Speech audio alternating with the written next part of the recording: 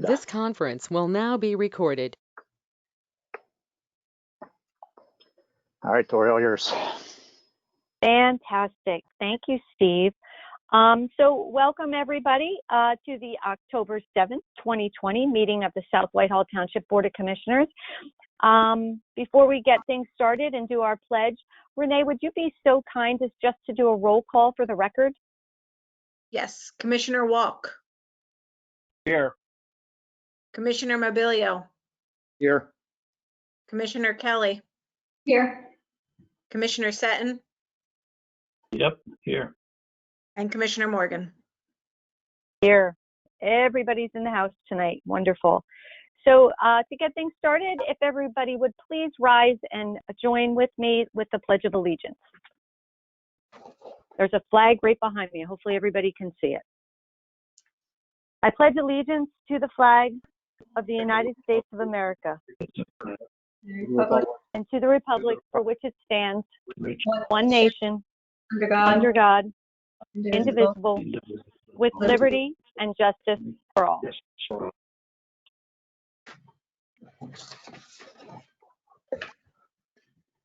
Thank you, everyone. I'd like to note that all public sessions of the South Whitehall Township Board of Commissioners are electronically recorded, filed, and posted on our board docs for public access. I'd also like to note that the board did meet in executive session this evening, right prior to this public meeting, to discuss various legal matters. With that being said, we're going to move right into our agenda for this evening. And first on our agenda for consideration and possible action are our September 16th, 2020 Board of Commissioner meeting minutes. Just for the record, I'd just like to note that all of our commissioners were present at that meeting.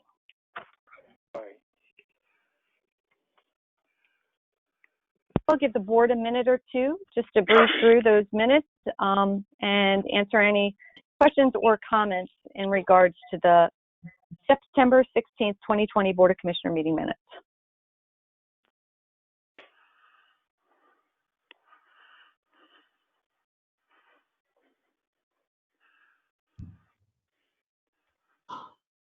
Are there any questions or comments from the board on said minutes?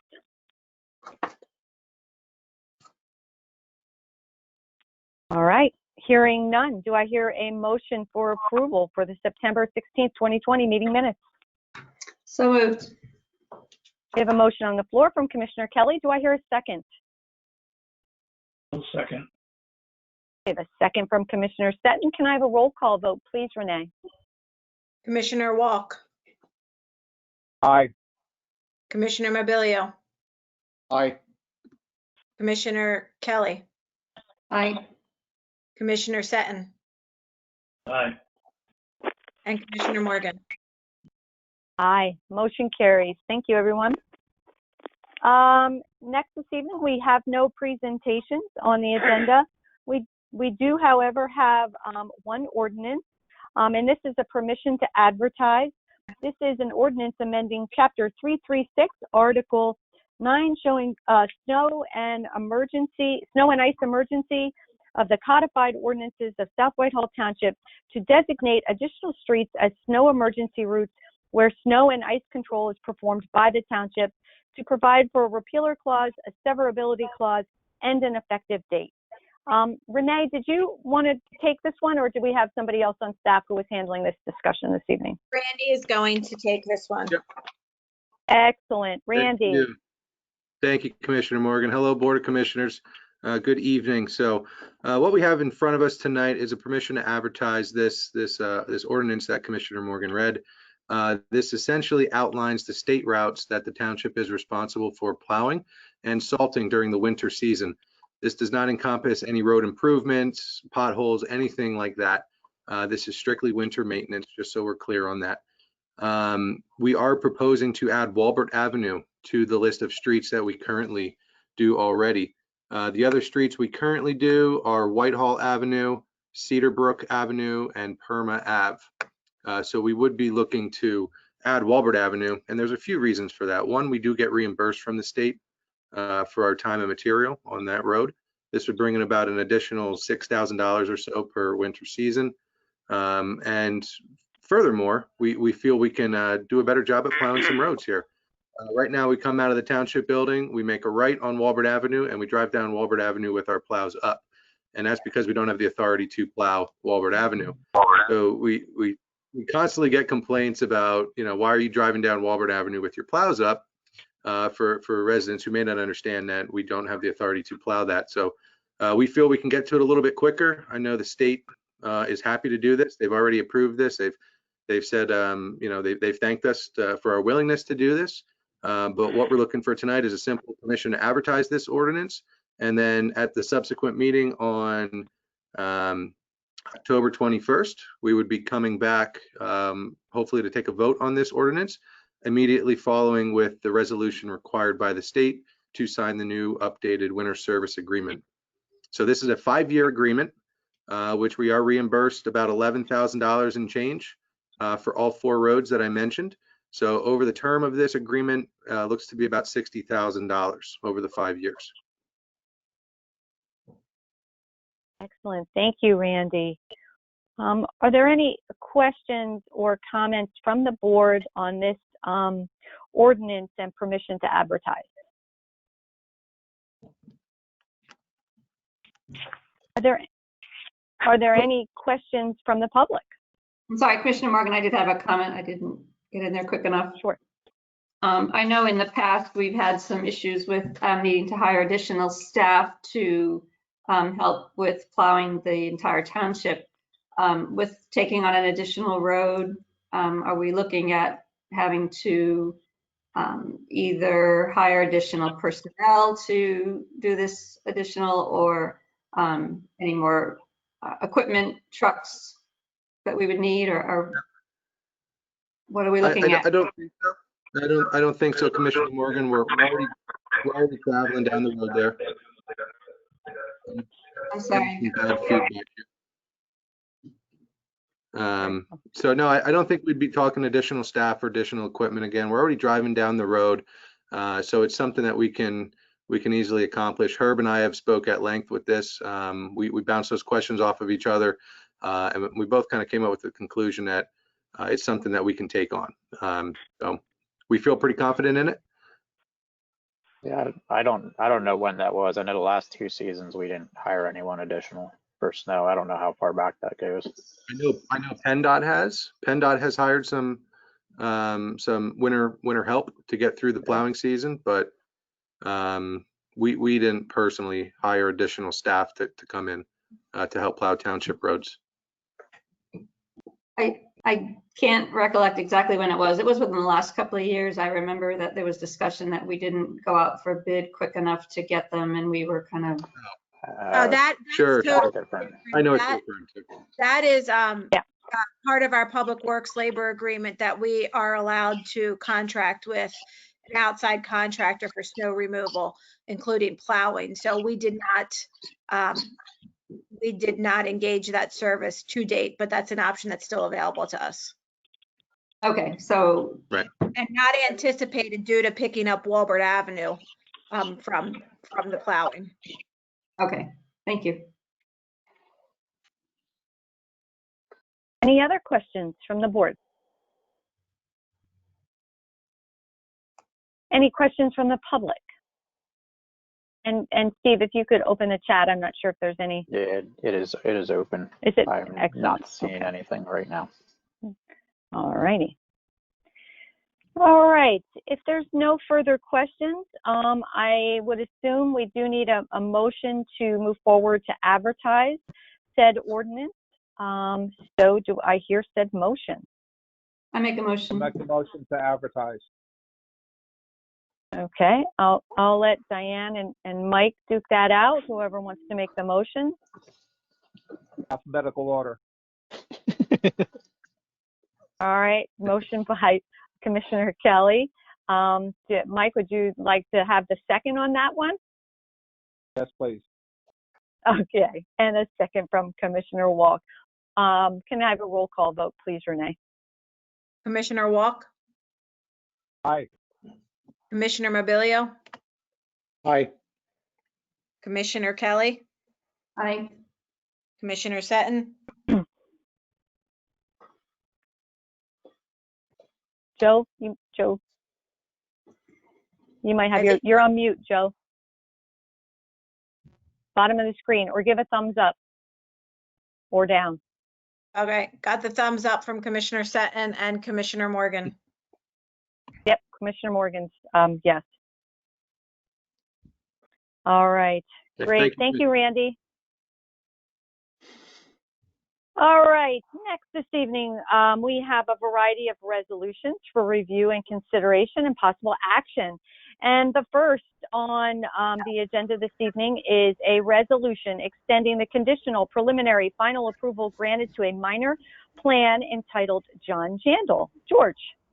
Yes, good evening, Commissioners. George Kinney on behalf of the Community Development Department. This is a lot line adjustment that was approved by the Commission back in October 16 of 2019 under Resolution 2019-52. It had 7 conditions of approval, one being, the last being permitting 12 months to satisfy the conditions and record the plan. So that would expire October 16 of 2020. The applicant has provided a written request for extension. It's a 4-month extension request, but there was little in the letter that discussed the reasoning for the extension. So at this point, I will give way to the applicant, who I think is in the room and can explain the request and the need for the extension. Good evening, George and the board. It's Mark Luth, Lehigh Engineering. I'm actually representing David Jandal, who might not be on a phone call here, but and we are requesting the extension, although I'm not sure we'll need that amount of time. But I wanted to talk on behalf of my client, who, I don't know if you remember, I was in front of this board back for this lot line adjustment for John Jandal and David Jandal. A little brief history. There is a township line between the properties. We developed the property so that the home would sit in North Whitehall Township and the driveway would sit in South Whitehall Township. Meetings were held on different months, and I'll try to keep it as brief as possible.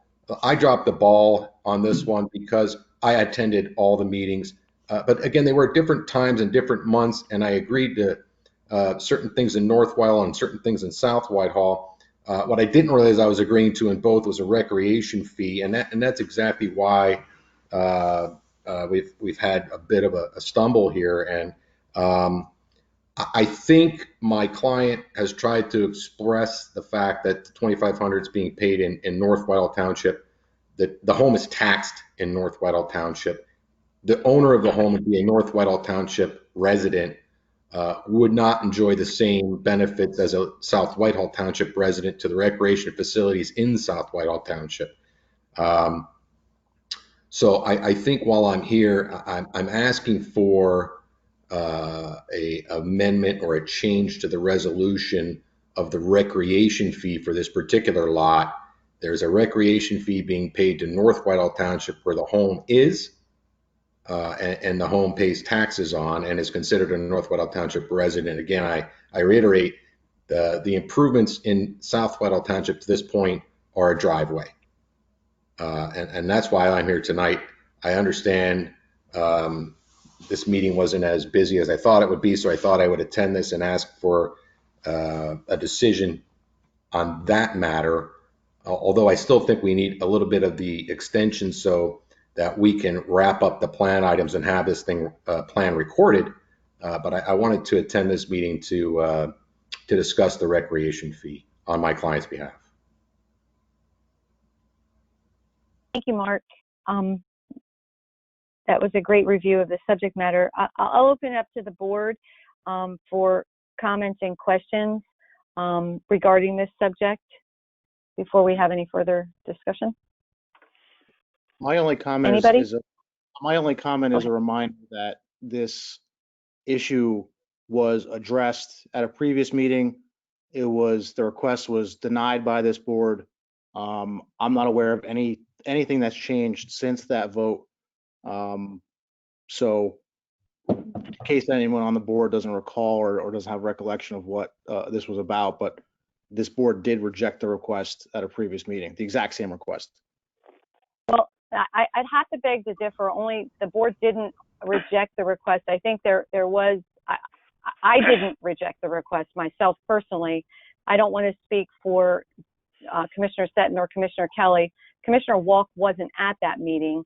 I believe what we had suggested at that meeting was that they go back and speak with North Whitehall to find out if there was an opportunity there to split the fee and or find out what the status was. But my position, I have to be honest, still stands in that I don't believe from a process standpoint that we should charge the same rec fee that North Whitehall is when the house isn't even in South Whitehall and they aren't getting the services from South Whitehall. They're not paying their taxes to South Whitehall. So it seems to me to be more of, it appears to be more of a, you know, a double payment. I believe there was possibly a situation in the past where we had something similar, where we had a piece of property that was both in South Whitehall and partially in Upper Macungie. And the decision was, you know, because the property proper was in and they were paying taxes to South Whitehall, the rec fee came to South Whitehall and Upper Macungie got nothing. So I don't see where there's much of a difference in that to this particular situation. So I have to be honest, I wouldn't be in favor of pushing to make him pay that fee. I'd like to see us be able to make some modifications to how that's being done, because I don't believe that that's a fair way to do it. That's my opinion. And that's the same thing I mentioned at the meeting prior. To be fair, Commissioner Morgan, we asked Mr. Jandal a few things. We said, would you go back to North Whitehall and see if they'd be willing to refund half of your fee? We said, would you be willing to pay just half of the $2,500 to South Whitehall? And his response was, no, no, no, no, no. I'm not doing any of it. I'm not paying you. And he was very adamant that he would not pay us. And when I said to him, well, you're going to have to, he's like, no, I won't. And I'll be back next time. So just recall that Mr. Jandal's request didn't exactly come in a respectful manner. And quite frankly, I think when you're being asked to give something up that Mr. Jandal has already agreed to pay, and I apologize that he made a mistake, or his agents or representatives made a mistake. But at the end of the day, a contract is a contract, and he owes the money and he's going to pay it. And if he doesn't like it, then next time be more careful with your documents. I mean, that's all I can say. So that's my position. I'm going to vote against it, just as I did last time, and just as Commissioner Kelly, I believe, also voted against it. I can't recall how Joe Stettin voted, but I see no reason to use that vote at this point. Matt, I understand your position and you're an attorney and you're looking at it as a contract. I'm looking at it. I would come in front of this board if this was mom and pop who made the same mistake as I made for any client. I mean, it's actually just a representation issue. You're represented by a driveway in this case in South Whitehall Township. The home was specifically put in North Whitehall Township to be a North Whitehall Township resident and pay taxes there. Okay. So I hear you on a contract issue, but I'm not so certain you take the same stance if this was, John Doe on the corner of 35th Street that had the same request. I'm just not so sure that that's positive in this case. Well, John Doe is not before the board. David Jandal is. So we'll see. I understand that, but I don't think the name or anything else should matter in this case. It's a matter of what's right and what's wrong. And I think there is a problem with the ordinance, and it should probably read whatever body the majority of that development is in should reap the benefits of the fees involved. Then your client, instead of spending money on engineers and people to come to these meetings to try to get his $2,500 back, maybe he should invest that money in drafting a new ordinance and ask us to adopt that. It's not his responsibility to draft an ordinance, Matt. He has property in your township. He doesn't work for the township. I understand it's not his responsibility. I'm simply suggesting that if he has an issue with it, he should ask for the change. Well, let me interject here, if I may, Mark.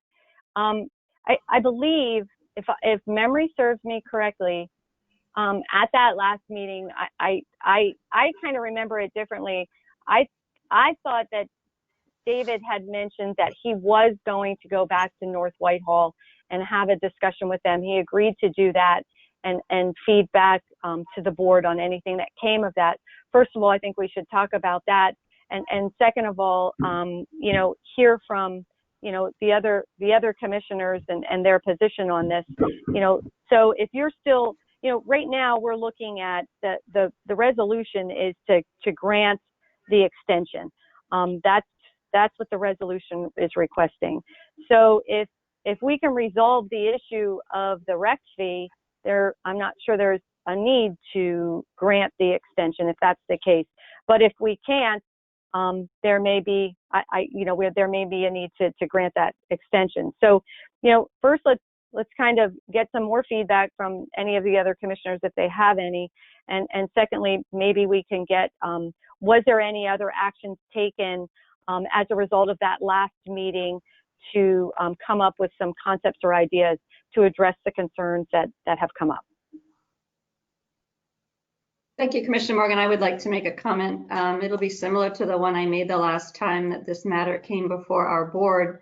I was on the Planning Commission at the time that this matter came before us, and I do recall that fellow planner Brian Height had, as well as I had, questioned the developer to make sure that they had squared things away with North Whitehall. Our Park and Rec board had reviewed this and recommended the $2,500 rec fee. It was a condition of approval of the development. Just procedurally, if there was some conversation to happen with the developer to not pay this fee in our township, those conversations never took place, certainly at the Planning Commission, and also when it ended up at the Board of Commissioners for final approval. So, you know, I'm asking myself the question today, 6 months after this plan was approved last October, the developer came before the board looking to not pay that. As I said before, it was a written condition of approval of the plan. So I'm sorry that Mr. Luth dropped the ball. I understand that, but I know that it was communicated by the Planning Commission, by 2 different Planning Commission members, that this fee was to be collected for this development, and there was no pushback from the developer at that time. So I'm not sure why we're here today again, but that is my recollection of how we got here. So, Commissioner Seton, did you have anything, or Commissioner Walk? Oh, I'm sorry. Can you hear me now? We can, Joe. Yeah. Okay. So my take on it is not any different than it was on the first time we looked at it. It does appear that again, clearly the house is not in our township. The vast majority of the property is not. Taxes are not being paid to our township. I really believe that this was an honest mistake. I did ask in our last meeting if Mr. Gentle will compromise and maybe pay half of it. And I did also say that if he doesn't, I'm okay with that. So I'm I really believe it was an honest mistake that should not be dealt with anymore. Commissioner Walk, did you have anything you wanted to add? I know George Kinney has a comment as well, but I'll let you have the floor here first. You're on. Good. Yep. So first, it was mentioned a few times, and a couple minutes ago, Commissioner Morgan asked the question, whatever did happen with approaching North Whitehall Township? Did anything happen there? No, look, it was talked amongst ourselves, and you know, we believe we owe the rec fee in North Whitehall Township. What suggestion I might have had was, would this township, South Whitehall, be willing to waive the fee if we went to North Whitehall and North Whitehall refused to give up the $2,500? Would this township agree in writing that if we go to North Whitehall Township and North Whitehall Township says we will not negotiate on our $2,500 rec fee, you're a resident. Well, South Whitehall Township then agreed to waive the $2,500 on your part.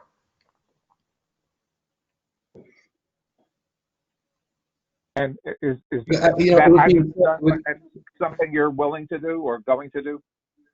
I go myself personally and talk to them. I mean, again, I was there at that meeting as well. You know, if there's somebody that should get the rec fee in this case, it should be, and look, in my opinion, I'm not saying this is everybody's opinion. In my opinion, North Whitehall Township should get the rec fee. Somebody should get a rec fee here, and I think it should be where the taxing body. So I would go and I would ask them to reduce their fee based on the similar situation we're in here. There isn't much of an argument I have other than the fact that I'm taxed. I don't have the same argument with them that I am in a 100% taxpayer of North Whitehall Township. I'm asking for a reduced rec fee. They really don't have any reason whatsoever other than the fact that I made the mistake. So yes, I will go. I could say the same thing I'm saying to you here. I just have a feeling it's not going to go that way. And then I'm going to be back here in front of you guys saying, okay, I went there and it didn't happen. I'll be willing to go there and do it with the idea that if it doesn't happen, then I don't necessarily have to come and kind of reiterate the entire situation again. It would just be that if I don't get it from North Whitehall, if I don't get a reduction, would South Whitehall be willing to drop the fee? North Whitehall has zero incentive to reduce the fee. And Mark, I mean, no offense, but you have zero incentive to try to get them to reduce the fee, because if at the end of the day, everyone says no, then you're off with us. It really wouldn't make sense for us to make any promises as to what we would do with the fee, because we have no leverage over North Whitehall. You have no leverage over North Whitehall. There would be literally no reason for it. That's my point and why. Not to mention, I'd still go. I'd still sit there and I'd still explain to them the same exact circumstances I'm explaining to you, like I would do for any client. And I'll do that. I have no problem doing that. I just, look, to me, it's a matter of principle. It's a matter of being fair. Yeah, I signed a piece of paper. Did I make a mistake? Yes. Are we all residents in Lehigh County? Yes. And you know, I don't see this as a punishment issue. I just see it as what's fair and what's not fair. George McKinney, did you have a comment that you could share? I'm sorry about that, Commissioners. One of my planners, there was a comment made about possibly not needing the extension, and one of my planners reminded me that their project does expire on October 16th. So regardless, an extension would be needed, whether it's a few weeks or. Thanks, George. A few months. Gotcha. Sorry about that. Thank you for that. Thank you, George. Okay. Mark, I did want to ask you, Mark, in our last meeting, Mr. Jendal did mention that he was going to go ahead and reach out to Whitehall Township, North Whitehall Township. So from our last meeting until today, nobody reached out? Just curious. David and I have had some conversations, and I've had some conversations with some other folks who I found in a similar position, and it's explained. I've just explained to you the scenario that we've come up with. Is there's really no incentive on North Whitehall Townships to reduce the $2,500. Oh, yes. I'm going to go there. I'm going to go there and throw myself at the mercy of the court, and I'd be happy to do it. But I just want to know that if I go and do that at the next meeting, that I'm not going to come back here and have the same argument. I'll go and do that, and I'd be happy to do it for everybody involved. Again, I feel it's just as much my mistake as anybody's, okay? But I just have a feeling I'm going to come back to you guys, and we're going to have the same discussion again, and you're going to go, well, tough luck, they said go scratch, and here I am again. You know, either I'm asking for another extension. You know, this is a bad time of year, November, December. I don't know when I get on the North Whitehall Township Board of Supervisors meeting at this point, but you know, first, so I think the extension would be warranted regardless of what happens here. But I'll go and do it, and I'd be glad to do it. I'll have a recording sent to you all that I went. totally into it. I'm totally okay with you as long as we have some kind of communications that the request was made. And Yeah. Joe said, just to answer your question, no. Long story short, no. No one from Mark's client went to go talk to North Whitehall. So just so you have your answer, because I know, I got my answer. I figured that out. But from here on, as long as we get some kind of communication that the request was made to North Whitehall and they actually denied it, I'm okay with what Mark had suggested. I just want to make one other comment. When our community development department worked on this plan and it was added as a condition to pay this fee, our staff was fully aware of where the house was placed, that there were 8+ acres in South Whitehall that we're talking about. That was a recommendation of the community development department as well as the Park and Rec Board.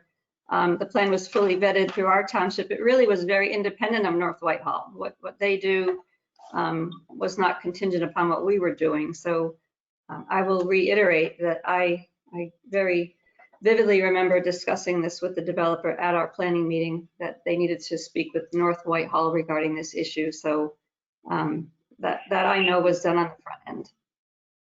Not to belabor this, and because I think we're kind of beating this to death, but you know, I want to touch on what Commissioner Kelly just said. My question is, the rec fee is a general condition in any of our agreements and contracts. I get that. I understand that. And I don't want to put anybody on staff on a hot seat. So I'm just giving a scenario. You know, it's standard language. But my question would be, if we knew that if we knew this situation, if we knew all of this, would we have made them pay $2,500 to South Whitehall and knowing they had to pay the same $2,500 to North Whitehall? Was this intentional? Did we truly know that this was going to happen? And if we did, in my opinion, there's a problem with our process. We need to fix it, because that's not right. That's not fair. They shouldn't have to pay the same amount of money to both of those townships if their property is primarily in one or the other and they're paying their taxes and their home is in one or the other. That doesn't make any sense. So I find it, I still come back to what I originally said. I don't believe that if in fact this is our process, and if in fact, you know, it was intentional that we wanted them to pay $2,500 to us and North Whitehall wanted them to pay $2,500, then something's broken and we need to fix it, in my opinion.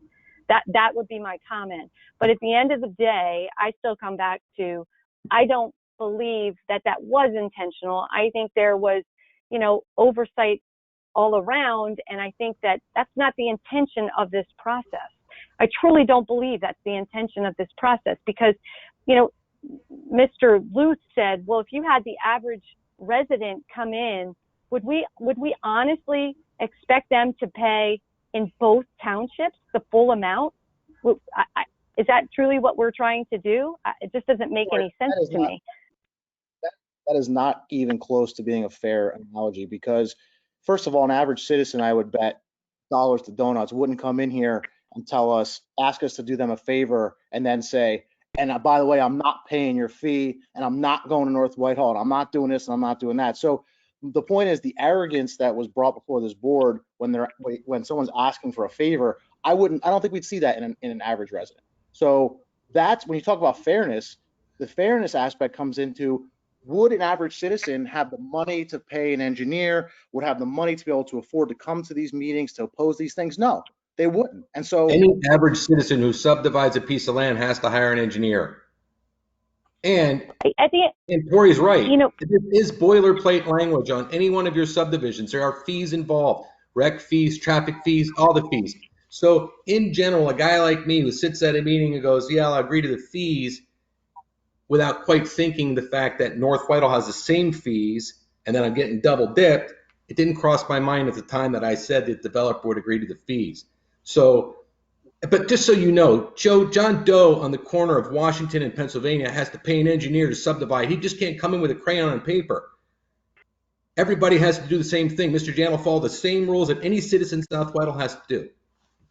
But Mark, you can now, I think you could appreciate you're taking the same tone as your client. Like, this is where you don't get what you're looking for. I don't, it's the same for everybody. Well, Okay, I have so- a comment to I have add. a comment.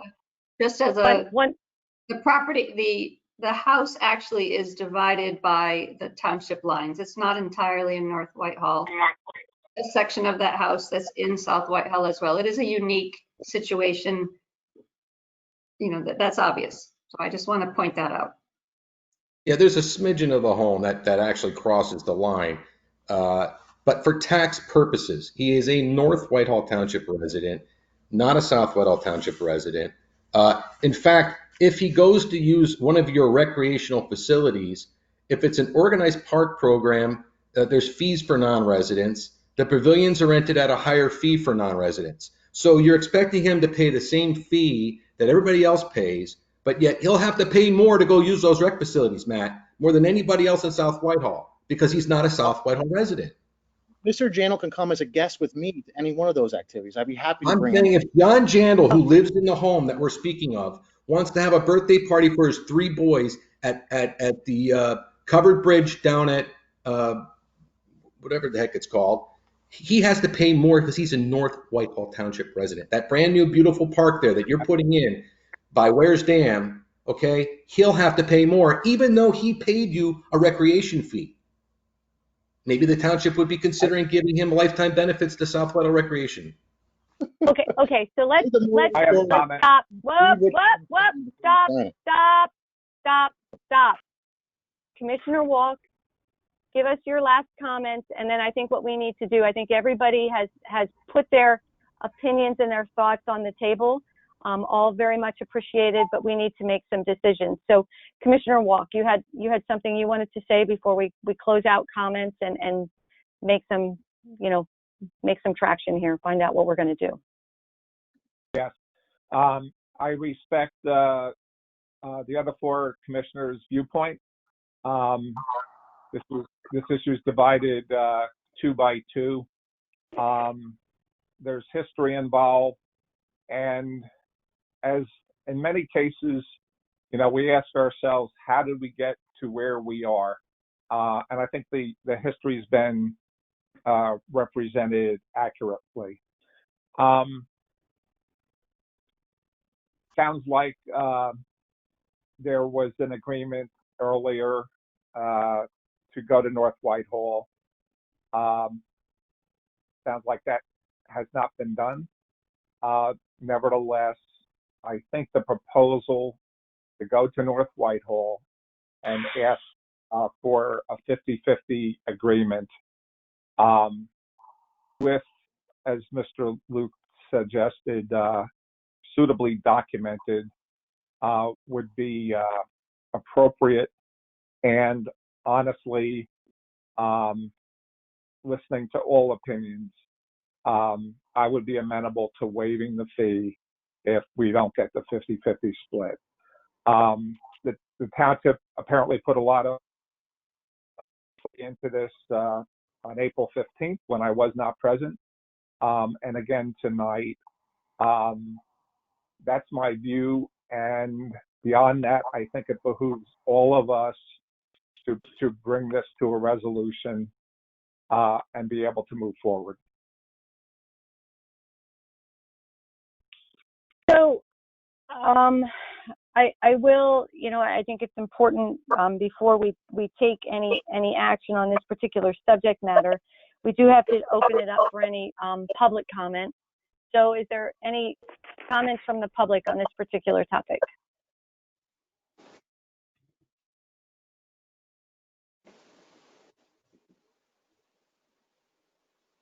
Okay, I'm not seeing any in chat, and unless Steve, you've seen some that I'm missing. Looks like you're good to go. All right. So I think what we need to do to get some movement here, and is, without a doubt, we need to make the applicant needs an extension, like George had mentioned, regardless of what the decision is made on the rec fee. So I think we need to make a motion on this particular request, this resolution. So I guess what I'll say here is, Mark or George, or combination of the two of you, what is it as far as an extension are you looking for? How long? I believe I asked for an extension in my letter and I gave a date. Yeah. I think it was it January, George? Yeah, it was January 31st, 2021 is the extension request. Only because I know.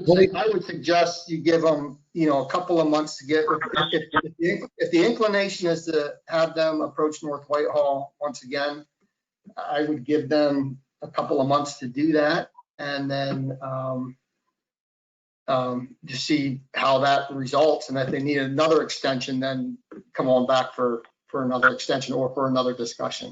If that makes sense to you, Mark. The only thing that worries me, and I've been running into this in situations that, look, we have hunting season, Thanksgiving, turkey season, Christmas season, and New Year's, and COVID on top of it all. What I don't want to do is get stuck in a situation where they don't have a quorum, or there's a weather event in November or December. Look, I think I can get there, but there's nothing that hurts you to give me till January. If I get it done in November, I'll come back to you in December, assuming we can meet in December. But there might be something that happens between now and then. So that's why I'm asking for January 31st. We're back, Understood. I mean, it's a pleasure of the commission at this point. Whatever you all think. One thing I did want to add real quickly to Commissioner Morgan's point was, as a result of this, the Planning Commission recognized the situation with parcels that are split by jurisdictional property lines. And one of their aspirational goals for 2021 is to create a policy that would basically prorate those fees for properties like this. So that policy, we've actually developed that policy. It's in draft form. So hopefully in the future, I know it doesn't mean anything tonight, but hopefully in the future, we won't have this situation again. We'll have a prorated format that we can apply to situations like this going forward. Right on. Okay. Excellent. All right. But I guess my question is, if, and we'll survey the board, if, what I don't want to see happen either for this board, for us, for the public, for Mark, for you and your client, Mr. Jandal, is to kind of have to keep rehashing the same thing over and over and over again. So I think we need to, if the decision is made for you to go back to North Whitehall, and on what Commissioner Walk, I think, said was, and what Commissioner Seton said is, if North Whitehall disagrees or doesn't agree with that scenario, we would waive the fee. What would be, and if that is something this board agrees with, either through majority or unanimously, however that may work, I'm not sure. How would we do that? I guess I'm going to defer to legal on that. I don't know how that would work, because that isn't what this resolution is. The resolution is simply for an extension. I mean, if we were going to waive the fee, that would require a change in the original resolution, correct? Commissioner Morgan, Lisa Pereira here. You are exactly correct. We would have to have an amendment to the resolution of approval to identify the waiver of the fee. Okay. And I would imagine if that's the direction of this board, that would be a separate resolution that would have to be considered. Yes, that's correct. Okay. So board, as we speak tonight, so I guess what we should do first is let's act on the resolution that's in front of us, and that's the extension. Or Lisa, correct me if I'm wrong. If the direction of the majority of this board is to go with a modification to the existing resolution, would that be covered under the extension, or would they have to get a whole new resolution? I guess what I'm saying is, you don't want to give an extension on a resolution that you're going to have to make a new resolution. Does that make sense? So if the concern is, the way I understand it, we're going to, is it the desire of the board to vote on an extension right now of the plan recordation to give them time to go to North Whitehall? Yes, but if North Whitehall says no, are we going to come back and do this all over again, or are we going to waive the fee? I'm not in favor of waiving the fee under any circumstances, so I would vote against anything that would do that, so. If the issue of the fee is still of a concern for the developer, then yes, they would have to, in order for them to record the plan, they either have to pay the fee or they would have to obtain a waiver from the board. So we would have to come back with a subsequent resolution if they're still requesting a fee and it's the inclination of the board to grant them the waiver from that fee. So it's not something we can vote on tonight?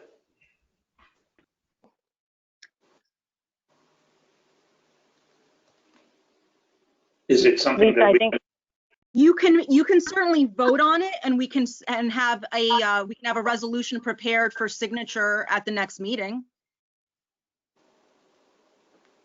I wouldn't have an issue with that if George wouldn't have an issue.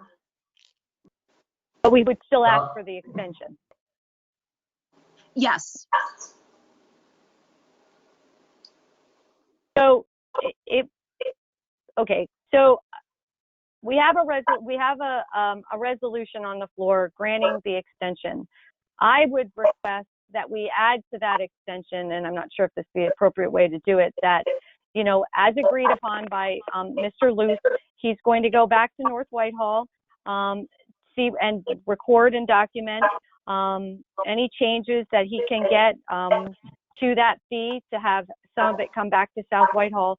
But if in the case they cannot get any of that fee, it would be my recommendation, based on the fact that we recognize that we need to make modifications to this process, so that we're not hitting, you know, any individual, a developer, an individual, anybody twice for the same fee in two different townships, that we waive that fee in South Whitehall for this particular incident, or for this particular project.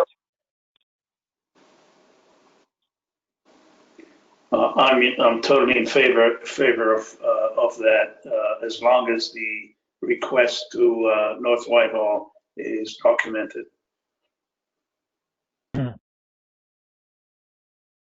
And So, I agree with what Tori and Joe proposed.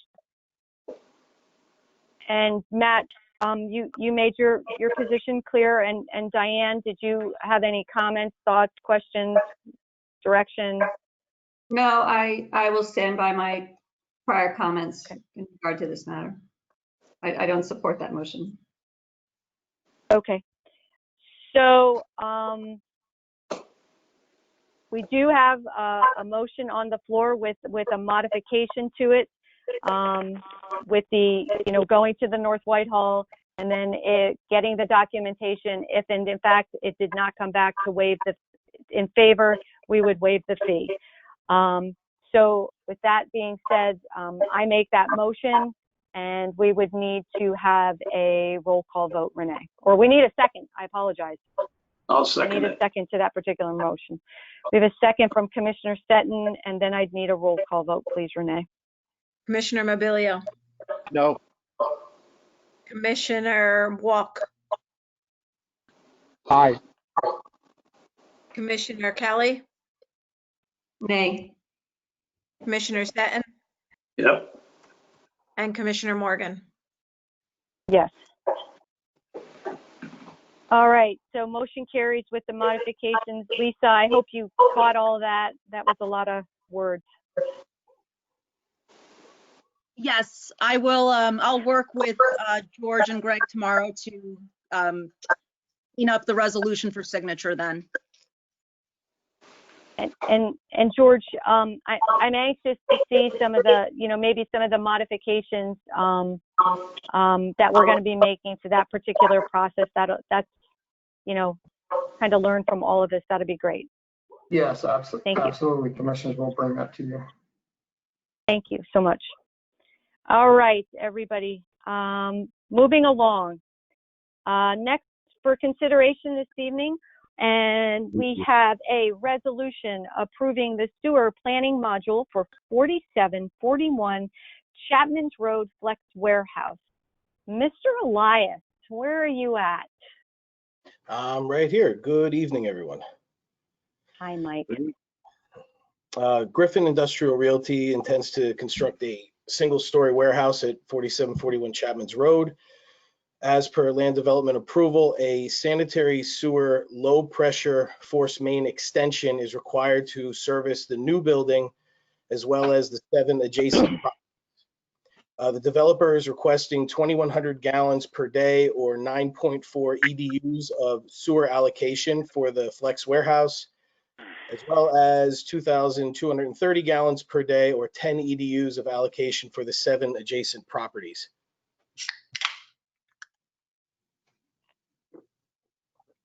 And all right. Kevin Horvath is also on, I believe, representing the developer. Yes, I am. Hi, Kevin. Hello. Kevin, did you have anything else you wanted to add to that introduction? No, I guess other than the fact that this has been signed, sealed, and approved by the Lehigh County Authority, as well as there's a component 4B, which was submitted by LVPC, so the module and all of its supporting documents are complete. And all we're looking for tonight is a resolution of approval by this board so that we can forward it on to DEP for final processing and approval. Very good. Thanks, Kevin. Are there any questions or comments or anything else that staff wanted to add prior to going to the board for questions and comments? We're good? All right. Are there any questions or comments from the board on this topic? Nope. Are there any questions or comments from the public? Nope. All right, then I need a motion to move forward with the resolution approving the sewer planning module for 4741 Chapman's Road Flex Warehouse. Do I hear said motion? So moved. We have a motion on the floor from Commissioner Kelly. Do I hear a second? Second. Second from Commissioner Mobilio. Can I have a roll call vote, please, Renee? Commissioner Walk, Aye. Commissioner Mobilio, Aye. Commissioner Kelly, Aye. Commissioner Seton,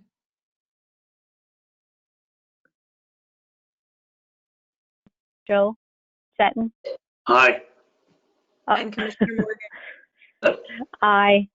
Motion carries. Thank you, everyone. All right, thanks. Thank you. All right, next this evening for consideration and possible action is a resolution authorizing the President of the Board of Commissioners to sign the electronic access agreement for the Pennsylvania Crash Information Tool entered into with the Commonwealth of Pennsylvania Department of Transportation. Chief Dorney. Good evening, Commissioners. This is just another procedural process that we need to take care of in order to work on the DUI and traffic grants that we receive from PennDOT. This year is the first year that they have actually consolidated all grants, which I believe you'll see in the next resolution adopting that. They've taken all of the aspects of the PennDOT grants to include the seatbelt grant, pedestrian grant, aggressive driving, and DUI enforcement grants, and have now consolidated them under one umbrella to have one fiduciary agency take care of that and manage that. And this will essentially give us the ability to enter the data into this electronic system so they can do the research that will give us the information that we can target areas to utilize for the enforcement on the grant details. So it's essentially just that in kind of wrapped up all in one, just to allow us to do that. with this agreement. Thanks, Chief. Are there any questions or comments on this particular resolution from the board? I do have a question. Chief Dorney, is this the first time we're going to have access to this crash information tool, or is this a renewal of something we've done in the past? This is something that we've done in the past. Yeah, this is something we do every year. We have to enter into an agreement with PennDOT. So this is just a renewal, nothing new. So do we need to do any software or hardware updates on our end, or we just log into their tool? No, it just gives us access to log into their tool. Okay, thank you. And then they manage the data. Okay, thank you. You're welcome. Any other questions from the board?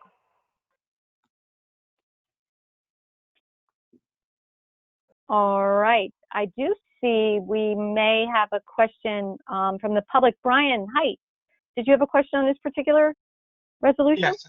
Yes, I do. As someone that uses this tool every day for my paid job at the Lehigh Valley Planning Commission, I was wondering if the planning staff of the township would have access to the reports. Only for it's a great tool to compile and create traffic safety plans. Sometimes a crash data in the past would only identify that there was an accident, but not necessarily the reasons why, such as sun glare, angles, if there's cars sliding off the curve. Sometimes you can put a high friction surface on that curve to prevent those crashes in the future. So it's a great tool, and the planning department at South Wyoming really use it. So I was just wondering if they would have access to it as well. Thank you. If I may, commissioners, yes. I also used to work for the Lehigh Valley Planning Commission, so I'm very familiar with the crash information tool, and we do use it routinely for a look at certain projects, depending on where they're located. And as Brian mentioned, it is a very useful tool, and it is publicly available. So if you go to the PennDOT site and you look, basically Google crash information tool, it'll come up for you, and it's available to the public as well. Yes, it's available to the public, but this access would give you better access to the actual causes of accidents, not necessarily. Yeah. Well, yeah, you can get into the actual. Yeah, they'll list UIs and that kind of stuff, but Yeah, you can get into the actual police reports with that kind of access. We do have that access, so it is something that we do use, and excellent. We'll continue. Thank you. We'll continue to use. Yeah. Great, good question, Brian. Any other questions from the public? All right, that being said, do I hear a motion to move forward with the resolution authorizing that signature as needed for the crash information tool? So moved. We have a motion on the floor from Commissioner Kelly. Do I hear a second? I'll make a second. Second from Commissioner Morgan. Can I have a roll call vote, please, Renee? Commissioner Walk, Aye. Commissioner Mobilio, Aye. Commissioner Kelly, Aye. Commissioner Seton, Aye. Commissioner Morgan. Aye. Motion carries. Thanks, Chief.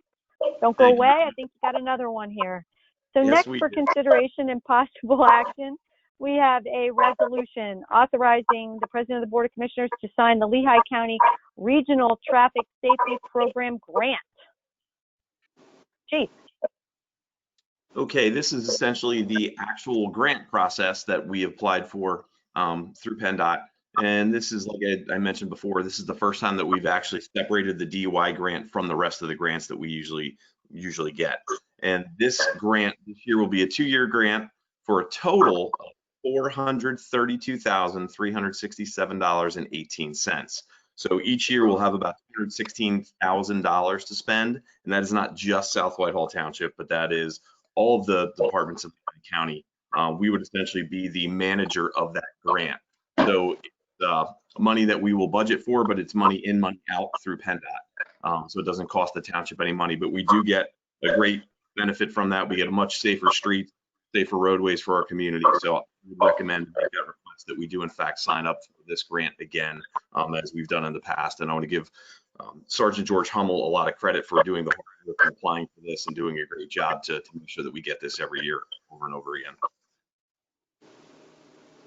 Absolutely. He does an amazing job. Good shout out, Chief. Are there any questions for the Chief from the board on this particular request?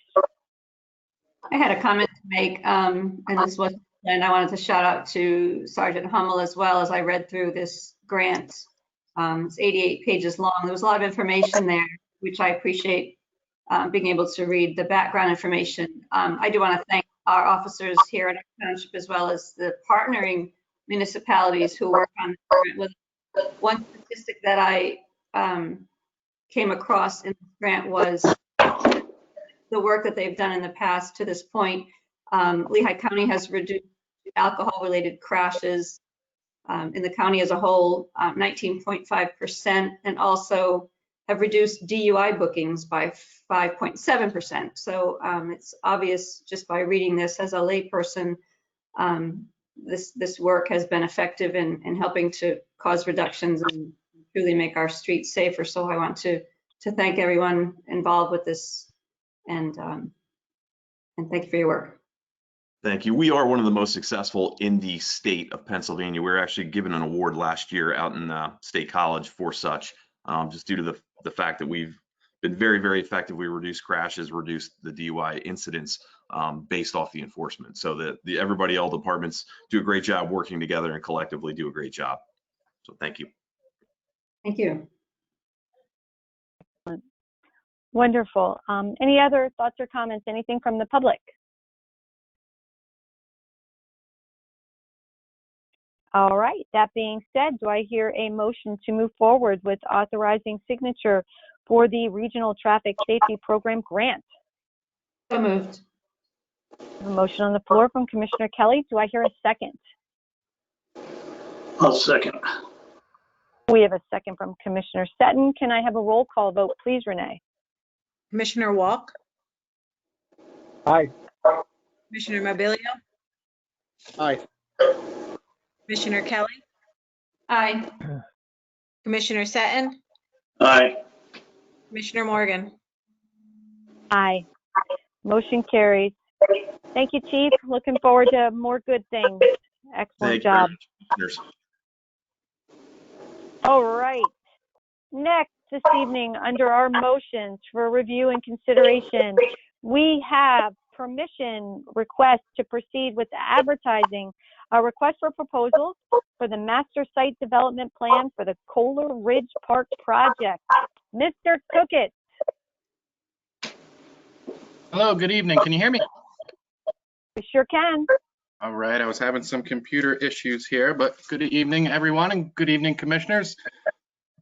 We are looking to proceed with the RFP for the Kohler Ridge Master Plan. I believe you are all aware that we recently acquired some property, which totals up to 25.7 acres and will be the township's second largest park when it's all said and done. We're excited to get this process underway, although it will be a lengthy process, to get through the master plan and to actually see this become a public space for the residents. The master plan will include public participation, resource analysis, 2 design alternatives, a pre-final master plan, and a final master plan that will identify all active and passive recreation opportunities for this space. Looking forward again to the public participation process specifically, because I think this is a very unique property and could be an incredible asset to the township and to the residents. So with that, I'm open to questions, but we are seeking to advertise for the RFP. Excellent. All right. Any questions or comments from the board for Mike on this particular motion? I did have a few questions for you, Mike. Just because we're new commissioners and weren't on the board when this property was acquired, did the purchase of that land, is that something that gets the funds come from our open space fund, or how does that work? This particular RFP, this master plan is a DCNR grant, so it'll be 50% funded by DCNR, and there was 50% budgeted in this year's capital fund. Okay, I'm sorry. I meant the original purchase of the land, which was, I guess, a couple of years ago. Does that something that we utilize our open space funds for? I may have to defer to Randy there. I'm not sure that happened prior to me joining the township here. Sure, I may need Renee's input on this as well. 9.8 acres of this property, Diane, was actually acquired through the Hills at Winchester development. And I believe, Renee, can you highlight the other 15 acres, exactly how that was purchased? I cannot recall specifically what the split of money is, but that's something we can report on back next meeting. I don't have it off the top of my head. Okay, I'm just curious. I think it was. Diane, it was not open space, though. It was not open space. No. Okay. I believe it was a budgeted capital expense under land. Yeah. But years ago, I don't recall. This was, Renee, this was the agreement with this is 16.9. I believe. Right. Well, we purchased 16.9 acres, and I want to say it was official in May of 2019. I'd have to go. Yeah, it was somewhere in there, yeah. I think it'd probably be best just to get all the details together and a little bit of a timeline and put it together that way instead of. Yeah, I believe it was a capital expense out of the capital fund, but I will confirm that the next meeting. Okay.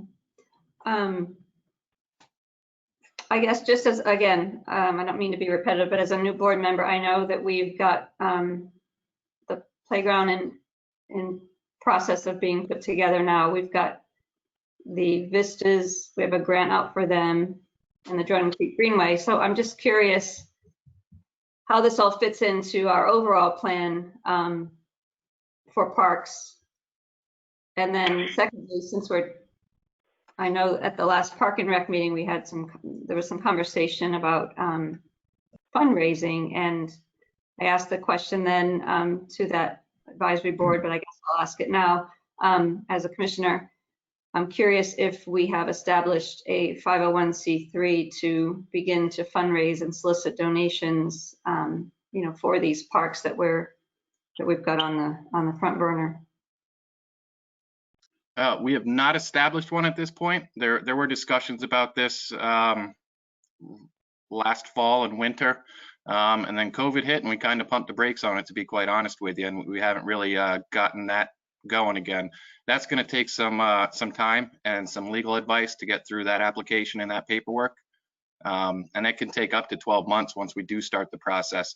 I know, like I said at the Park and Rec meeting, I'd be happy to get that ball rolling, but that will be something that takes a little bit of time till we actually have a legitimate 501c3 and still having some discussions about, if we're going to have somebody champion that or how that's going to look for the township. Well, thank you, Mike. Mike, I'm sorry. Go ahead, Diane. I was going to say, I appreciate the answer. I just have observed other townships have done a similar process to get the communities involved and have the fundraising on the front end. So as we're planning, we have, a good sense of where we are and community participation and community investment if they're, are so inclined to donate to a park that we may be constructing. So that's why I just thought it was important to bring that topic up tonight to see if we can talk about it as a board. Sure.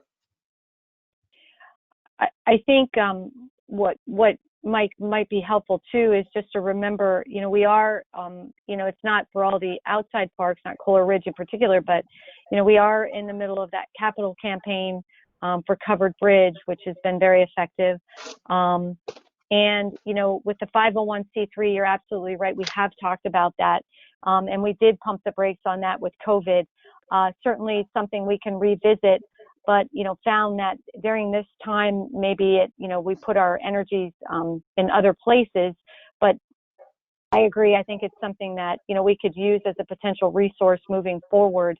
It's just we can't necessarily rely on that solely to get some of these parks up to date and in good working order. So just wanted to throw that out there as well. You know what I think would be helpful? Just thinking the subject of Parks and Recs over an extended period of time, and the multiple meetings we have, and the individual specific approvals that were requested to deliver. What would we need to do to, like, and again, as a new commissioner, is there documentation, or what would it take to put together the documentation for the overall Parks and Rec goals, and on account of those goals, the projects that are already in progress or are anticipated, and then with all that, what are the funds required? What's the timeline? It would just be a good idea. It would help me, but I think it would help the whole board to get a sort of an overall common understanding of the Parks and Recs program. And my extra thought is, we're approaching shortly the 2021 budget, so it would be good to have all that information pulled together, so we can make good, sound decisions when we prepare the 2021 budget for Parks and Recs. Oh, and there's the extra factor.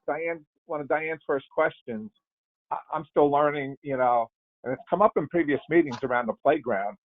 Some of the money comes from, the capital fund and taxes, and then some of the other money comes from grants.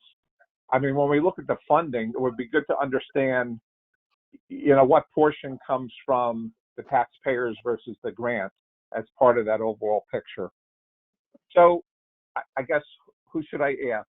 Renee or Randy?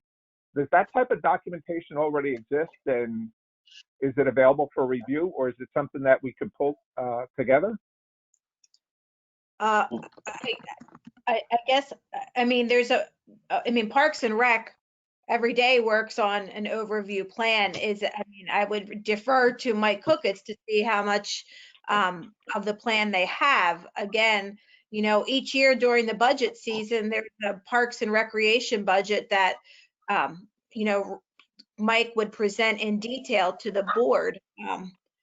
Again, I don't know that every historical project we have broken down. Obviously, there's an accounting and of the open space fund and of what the money is utilized for or planned for.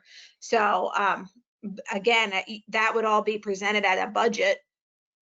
And again, we have documentation of the parks that we own, and so again, at this point in time, it's again, we have that presentation during the budget presentation. Yeah, and Mike, I can tell you, I know that I've been referring a lot back to the Cover Bridge Park Master Plan, and just for my own knowledge, kind of creating like a 10-year kind of plan of what we can do and can accomplish with this park system. And I can kind of put my gas pedal down and get that document done, and we can look at kind of what my vision is for the township. I'd be happy to share that. And I think that Mike can share that through his budget presentation. All right, that would be very helpful, because I just say, I'm sort of repeating here. It comes up piecemeal. We asked for approval for an easement for the Greenway, so we hear a little bit about the Jordan Greenway, and then we hear, oh, we're going to connect bike trails and sidewalks over in this section of the township, and here tonight we're talking about an individual park. So yeah, I'd appreciate it if that can be done, and to be available. Mike, I think part of that, though, too, is, Mike, these are projects that extend over years and have been discussed at years in the public meetings, and so So again, maybe perhaps if people hadn't attended public meetings in the past, that they're not as familiar with them. But again, all of these projects are things that are years long, and perhaps going through a budget process as a commissioner, you'll have a better understanding. Because again, each department presents their budget and their vision at that point. Okay, that's good. So what I'm hearing to me is satisfactory. If an overall documentation on Parks and Recs can be pulled together, long term, multi-year, long term, so we can all understand it, that would be very beneficial. Yeah, I mean, for instance, the Cover Bridge Park Master Plan was done in 2014, and it highlighted the playground that we're currently constructing now. So just as a kind of a reference point, when we do the Cola Ridge Master Plan, part of that plan is to also identify fundraising needs and an achievable development plan and, potential grant opportunities. So this plan will be our guiding document for the years ahead then. All right, thank you. Sure. All right. Any other questions or comments from the board on this request to proceed with the RFP for the Cola Ridge project? Just a Any side questions from, I'm go sorry. ahead, Diane.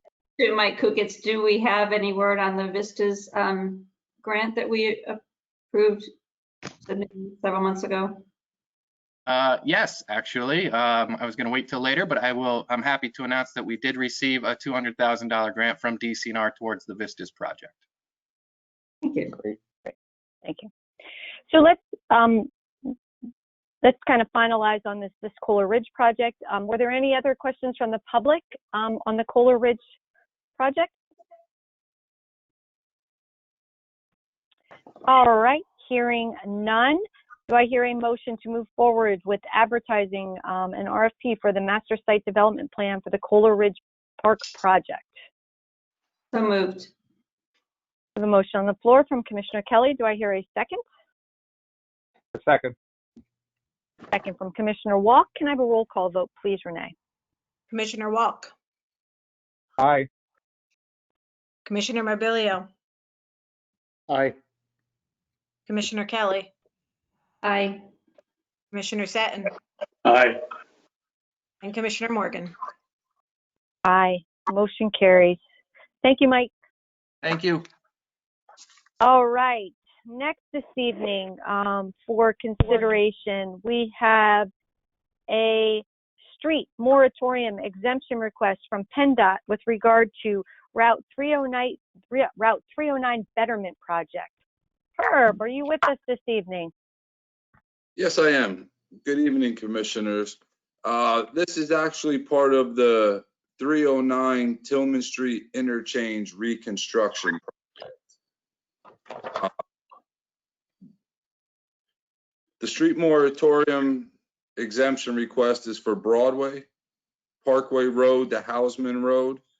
Joshua D. Gohm, PE, the engineer for PennDOT, is looking to do 9 test pits, roughly 2 by 2 along Broadway. The project is again for the Route 309 Tillman Street interchange reconstruction. They are asking for an exemption of the maintenance escrow of $1,000, the inspection escrow of $250, the 5-year moratorium, the early opening of street fees, $1,000, and the milling and the paving of Broadway. And I believe Joshua Combs said he was going to be on the call.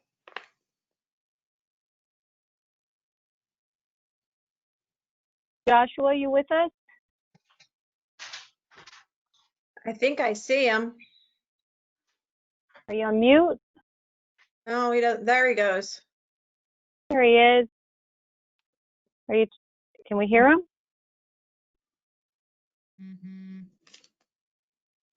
Still not hearing anything. He's not on mute. I'm not sure. Joshua, we can't hear you.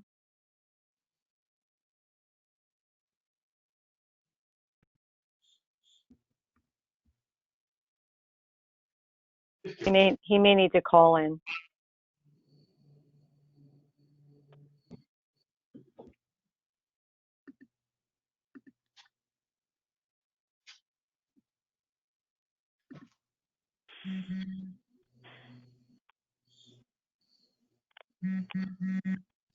Bear with me for a minute. No problem. I think he's gonna.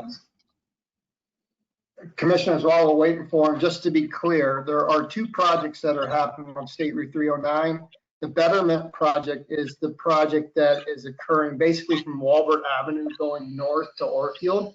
And the project we're talking about is actually the interchange project, which is the project south that includes the Tillman Street interchange, just so everybody's clear. George, what is the timeline for that project? Which one? The Tillman Street interchange project? The Betterment, yeah. The Betterment or the Tillman Street interchange? The one we're talking about tonight. The interchange project, I believe, is pretty much through engineering. I think they're almost into construction. I think they're looking at 2022 for a construction start time for that one. The Betterment project has been pushed off a little bit. So that one's actually, according to the PennDOT tip site, is out till about 2024, 25 before that one gets started. So we're being asked to consider these requests for the Betterment, and you're saying it's been pushed out to 2024 or 25? Well, I think the ask tonight is for the interchange project, which is moving ahead. Hi, everyone. Can you hear me now? Yes, we can hear you now. Welcome. I apologize for the inconvenience. Thanks for bearing with me there. I'll be happy to answer any questions. I'm the design engineer for PennDOT District 5. So we're looking to get test pits, 7 on Broadway Avenue, 2 on Windsor, and they're within the roadway, but the project is planned to let in October of 2022. So both Broadway and Windsor will be reconstructed. Windsor in that section actually will be removed due to the interchange ramp. But this is a critical part of the project process, and we don't have funding to pay for the fees associated with the permit. So we're looking to get the permit and then proceed with the test pits as it's critical information for the depths of the utilities and the types of utilities in order to get utility clearance to move forward with the design.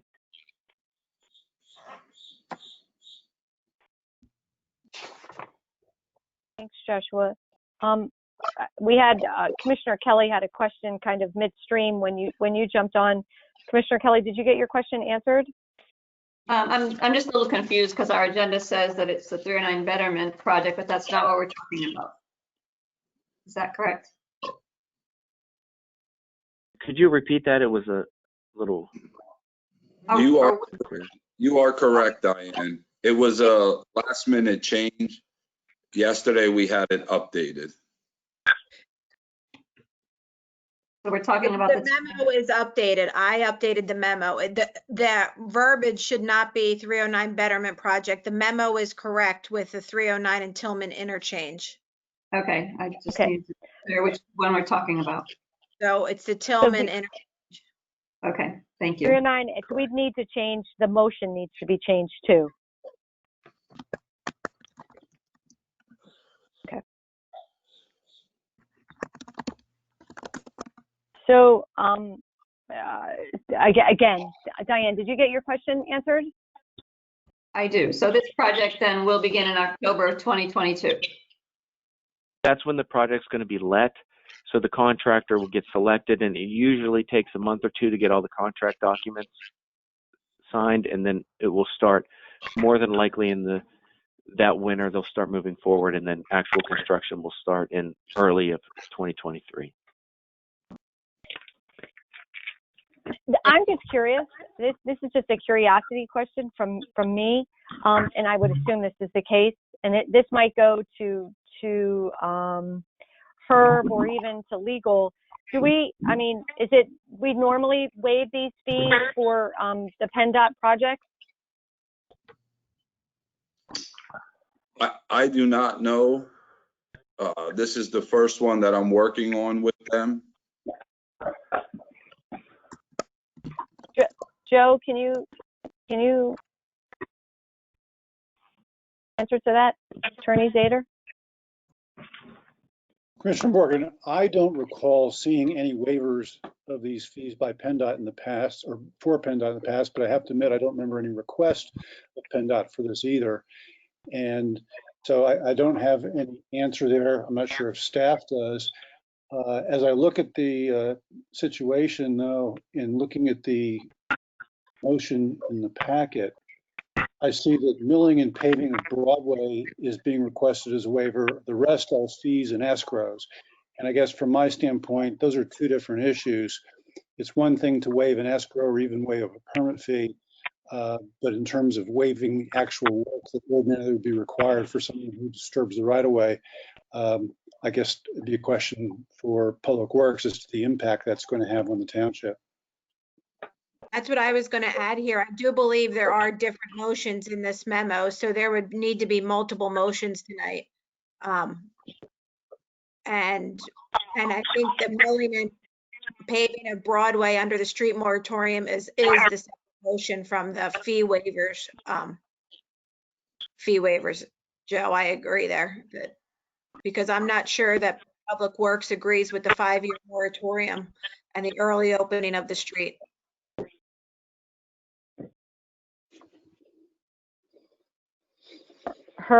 Herb and or Randy, do you guys have a comment or feedback on that? Yes, I am not in favor of opening the road. We just paved that road on September 20th of 2019. So if we did let them open it, I would say they would have to mill and pave it. If I could also show you photographs, if I could share my screen, of what an actual test pit looks like, and you can see the size. They're generally less than 12 inches by 12 inches. They're holes. The soil is vacuumed out in order to find the utility, the depth of the utility, and then it's compacted every couple of inches back in. The actual pavement plug is put back in place, and then asphalt pavement is put back on top of that to seal the opening. Yes, but if I'm correct, Josh, when we mark the PA1, we have within 18 inches of that line. So if our line is off a little, that hole could be considerably bigger till you find that utility. I understand that. Generally, the subsurface utility company is fairly accurate in locating the utilities and finding these test pits and locating them, but I understand that.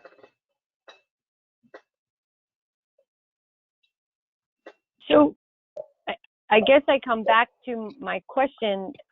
If we're not sure if this is something we normally, it's not routine that we automatically waive all these things, my question comes back to, what are we comfortable with waiving? What makes sense to waive? Where do we need to go? I mean, I know there's work that needs to be done. We don't want to stall the job, but what, from a risk standpoint for the township, what direction do we need to take? And I'll defer to legal and to Herb on that. I don't have the answer. I just have the question. I can say where these test pits are going to go, they are right in the driving lane.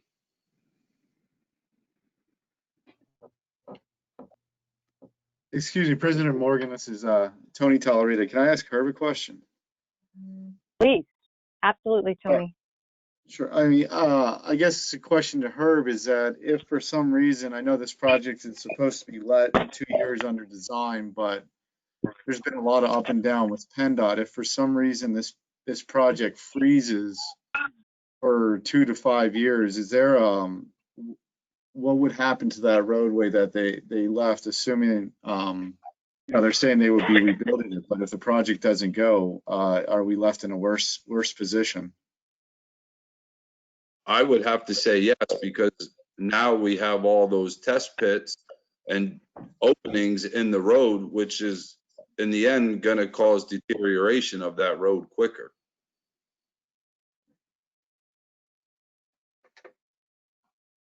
I will add that PennDOT did state that they would provide cost sharing for utility relocation in public right-of-way.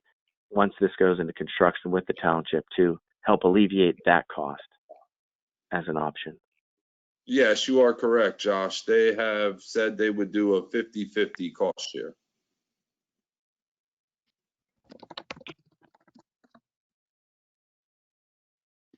So, what I guess what I'm wondering is what is the what is the recommendation from staff and from engineering on this request?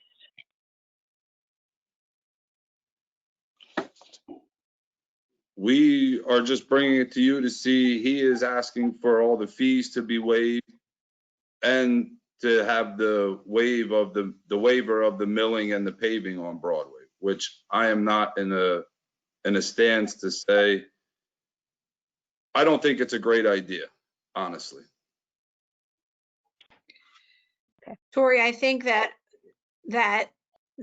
PennDOT is seeking the motion to waive the fees, the maintenance escrow fees and inspection fees on both, on Windsor and Broadway. And staff, again, it's a board decision. Staff would recommend against the waiver of the milling and paving of Broadway because of the street moratorium. Okay. Okay. All right. I get it. So Herb and Randy, there- that's are correct, right? Yes, correct. Yeah, I think we've got more of an appetite for Windsor, but Broadway's the one that concerns us because we just paved it. Okay. I'll offer a are there any- suggestion for the board to consider then, given all the dialogue, given the long-term nature of the project and when it's going to be let, given all the points of discussion from staff, perhaps the dialogue of the board could give direction for a revised motion to be prepared that could then be considered at the next meeting.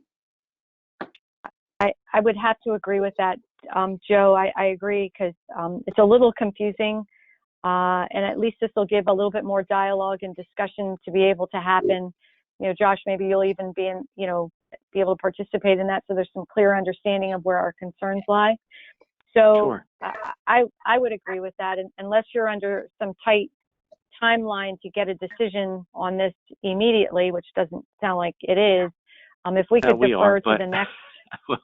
You are? Yeah, you are? no, we are.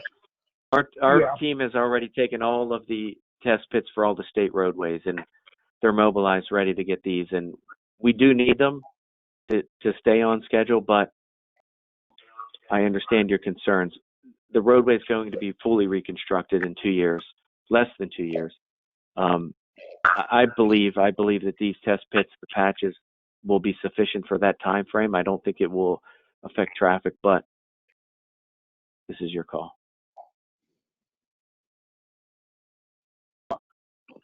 For me, we are at the utility relocation phase, and we have significant utilities that need to be relocated. We need to get them started in order to proceed with the design. Understood. I will honestly, we rely on the expertise of our staff and engineers, and to give us guidance on what the best thing to do is, and they may need a little bit more time. I mean to think this through on what exactly needs to be done. So I think at the latest we could act on this at our next meeting if need be. But if it's something you're telling me or telling this board that needs to be done tonight to keep the project on schedule, I'll kind of defer to the rest of the board too on action if you guys feel so moved. But it sounds like there needs to be a little more discussion. I'd be happy to answer any questions. Like I said, I could show you the photographs. You can see what a test pit looks like. They're relatively small in the driving lane. This is normal for every project. And like I said, we just don't have the money in the agreement right now to be able to pay the escrow fees. We submitted the permits yesterday in order to get approval, assuming that these motions would get carried through. Commissioner Morgan, do you want me to give him presenter rights to show this? Sure, please do. Thanks, Steve. Josh, when you say the road will be repaved as part of the project, you're saying Broadway will be repaved as part of the project? It's going to be fully reconstructed, not just repaved, but fully reconstructed within the limits, several hundred feet east and west of the 309 overpass. It's going to be widened and fully reconstructed. So everywhere the test pits are going would be reconstructed? Yes, correct. One of my main things, Josh, is if you put the test pits in and then PennDOT puts a hold on the project and it doesn't go forward, now we're stuck with this road. Herb, I'll be honest. As much as this is on you, this is as much on my job to get this job through. And right now, there's no hold on the project. I'm going to make it work. So can you guys see the image I've got shared here? It's got a pink square cut. Sure can. Yep.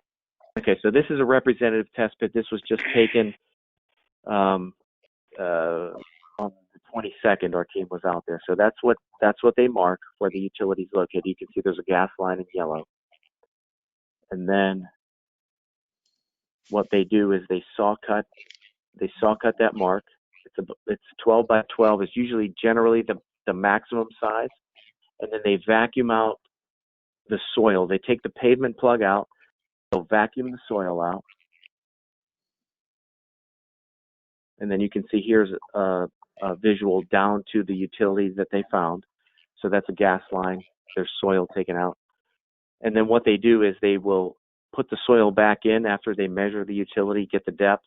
They'll compact it every couple of inches. They manually compact it so that the soil is compacted.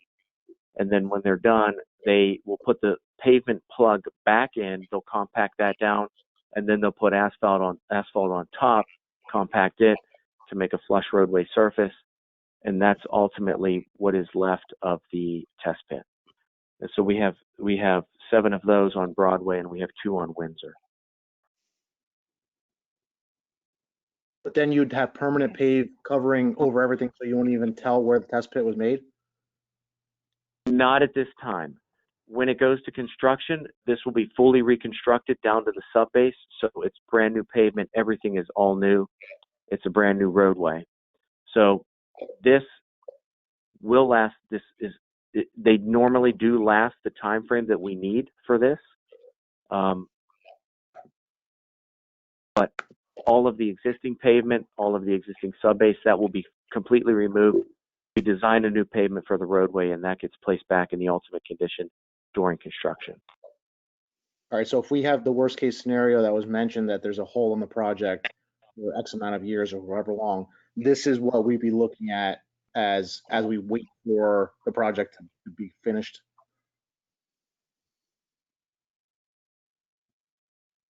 You're asking when the project will be finished? No, what I'm saying is that if the concerns that were raised about if the project gets put on hold, this is what we would see in the roadway until the project gets finalized, and then you do the repaving. Yes, you are correct. Yes. Okay.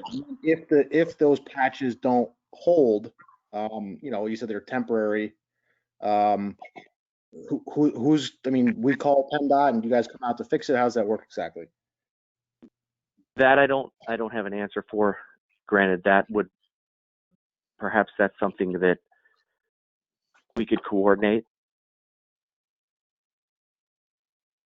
I can't answer that for PennDOT right now. Let me offer a thought just for consideration to maybe give an idea that could be considered by all. Given Herb's concern about the possibility of the project being delayed and the mill and overlay really having been necessary because the project doesn't move forward, rather than granting a waiver of the Broadway mill and overlay, perhaps consider a deferral for X number of months and handle it in the form of a resolution, much like you would for a development, that there's a deferral of the mill and overlay for X number of months, And if the PennDOT project hasn't moved along by that point in time, PennDOT has an obligation to do the mill and overlay. And just like with any other development, there'd be a requirement that there be acceptance of those conditions by an appropriate representative of PennDOT before it becomes effective. Same could be said for the patches that Matt Mobilio referred to, if those become necessary along the way. I've never seen this done, admittedly. I'm just trying to get to a solution here. Josh, what Yeah, are your thoughts? To me, that's reasonable. I will take that to my project manager, and I don't think they would have any problem with that.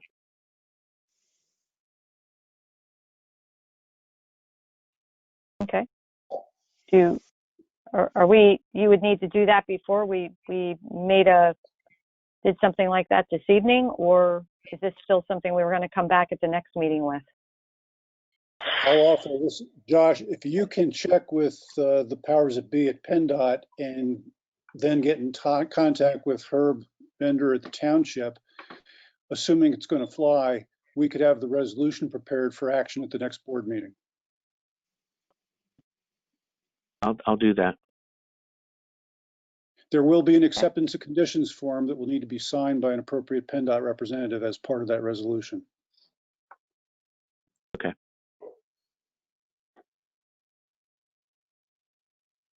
Still works timing-wise, Josh, to keep things on track?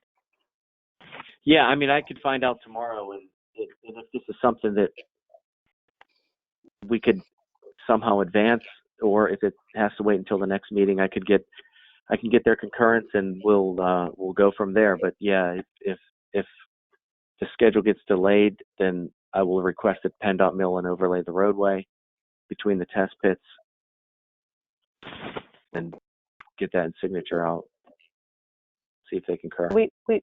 We wouldn't be able to make any action on a topic like Attorney Zader brought up until our next meeting, which would be on the 14th. Then I will have an answer for you by then. On the 21st would be our next meeting. Oh, I apologize. 21st. Boy, I just advanced that meeting. Sorry. 21st. My wife's birthday, so I'll remember that. Oh boy. Good. All right. I like that. That's a good alternative, Joe. That sounds excellent. So is the we did have a question or a comment from one of the members of the public. Brian, did you have a comment? Yeah, I just want to remind the board of how you treated similar situations with the citizens. They've either had to put money in an escrow for utility cuts, and PennDOT should be treated the same as your citizenry. Thank you. All right. Thank you. So all this being said and comments being heard, is there anything else from the board on direction with this? I think at this point, the direction is to come up with some alternative resolution to move forward with this with some new language and have that prepared for our next meeting. Everybody in agreement with that? Yes. Yes. Yes. Okay. Matt, you good? Yep. Joe Seton? Yep. All righty. So then I guess at this point we will we'll table that particular motion until the next meeting and come back and have some new language and be able to work forward from there. Thank you, commissioners. You got it. Thanks, Josh. All right. Thanks, Herb. All right. Moving along on our agenda this evening, we have nothing specific under correspondence and information items. However, I will provide one piece of information for the board, if I could, and the public. The Green Advisory Committee Council did meet on September 21st. We had another excellent meeting, very active group. I just wanted to share with the board and the public what they're currently working on. We're still waiting for a response from Advanced Disposal to discuss some recycling guidance. They're going to be helping us with some recycling guidance that we're going to put out to the public as some educational documents. We're also working on, as a group, that group is working on planning an electronics recycling event. Certainly, we're not going to reinvent the wheel on that particular type of event. There's other communities that have done it, so we're going to reach out to them and to some of our legislators to find the best way to do that event, and then come to the board, certainly for a final approval on moving forward with something like that. In regards to the Single-Use Plastics Committee, they've been very active. They're currently working with Penn Environment on some draft language for consideration by this board for a future ordinance which would ban single-use plastic bags. And last but not least, a subject matter that we just talked about tonight, stormwater. The Stormwater Subcommittee has been working hard to draft some literature, possibly including some visuals and some diagrams to help South Whitehall Township residents focus on a variety of different subject matters related to water quality, and private homeowner flooding issues. So a lot being coming through the GAC committee. And lastly, but not leastly, we've started with the process of including some Parkland high school students in on the GAC group, which is very exciting. Those young adults have some very creative and innovative ideas, and we're thrilled to bring them into the group to see what they can add and bring more value to all of the wonderful ideas that are coming out of that team. So I will continue to feed back to this board as that team continues to work on some of these initiatives, and at the point where they're ready to formally present them, I feel quite certain, in addition to Mike and Randy, who are active on that group, we'll have a member of GAC also be there to present. So that's it for me for GAC, unless there's any questions regarding our recent meeting. I do have a question, Commissioner Morgan. You mentioned that committee is working on an ordinance for future consideration. Just process-wise, because they're an advisory board, and is that something that we would discuss as a board before, legal fees are incurred and ordinances Absolutely. drafted? Absolutely. I'm sorry? I said absolutely. It's a recommending board. I mean, there would certainly be some language. I'll talk to Randy and Mike. I'm not on that particular subcommittee, but we'll figure out where it's at and determine, if there's specific costs. What they're doing, quite honestly, Randy or Mike, correct me if I'm wrong, is they're utilizing language that's already been developed. It's not, we're not reinventing the wheel on anything. Ultimately, if the board agrees with moving forward with this type of an ordinance, it would have to go through a full legal review. But Mike or Randy, do you want to chime in on this and correct me if I'm wrong on the direction of that particular topic? I think you hit the nail on the head. From how I understand it, they're researching other ordinances that may be out there already, rather than reinventing the wheel. I don't sit on that subcommittee specifically, but that's how I understand it as well. So I would imagine this board would certainly have the opportunity to take a look at that prior to engaging any other professionals. And one other procedural question. Thank you for that, Randy.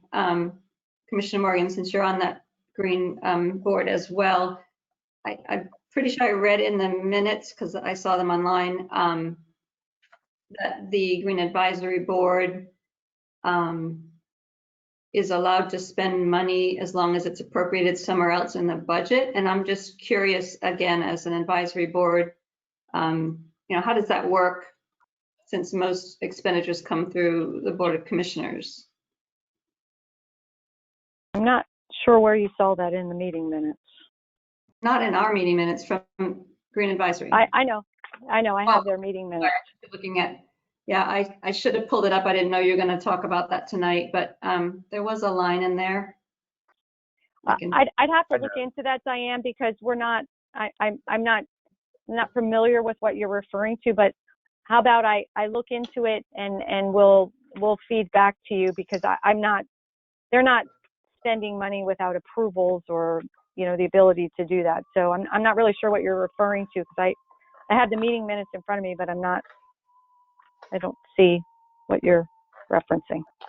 Tori, we did, as Steve Carr, we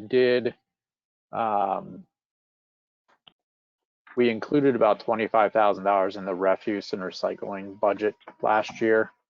That was, the potential for that was educational, to help us increase refuse, recycling, and stuff like that. So I think there was maybe some thought at that point in time that requests might come out of the GAC because they were working on that type of stuff.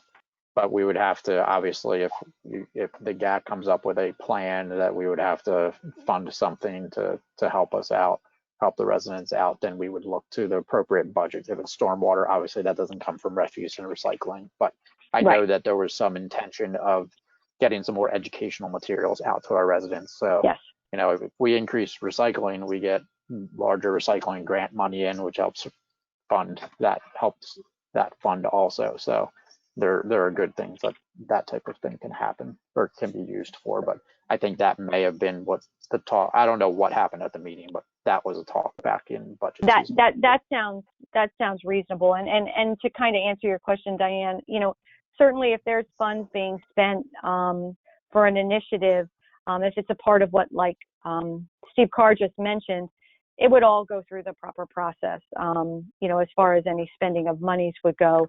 So, you know, if GAC is providing some input to help with an initiative that would have been done for refuse and recycling, you know, and certainly that money's been set aside for that, it would go through the proper process for spending.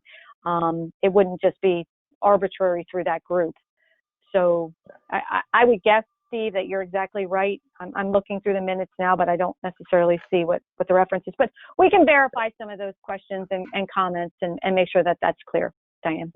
And we have not specifically told GAC that they could spend money. Like, there's been no request, there's no good discussion. It's just during the budget process, I know that there was discussion on increasing education for our residents to help with recycling and that type of stuff. So, and reducing waste. Yep.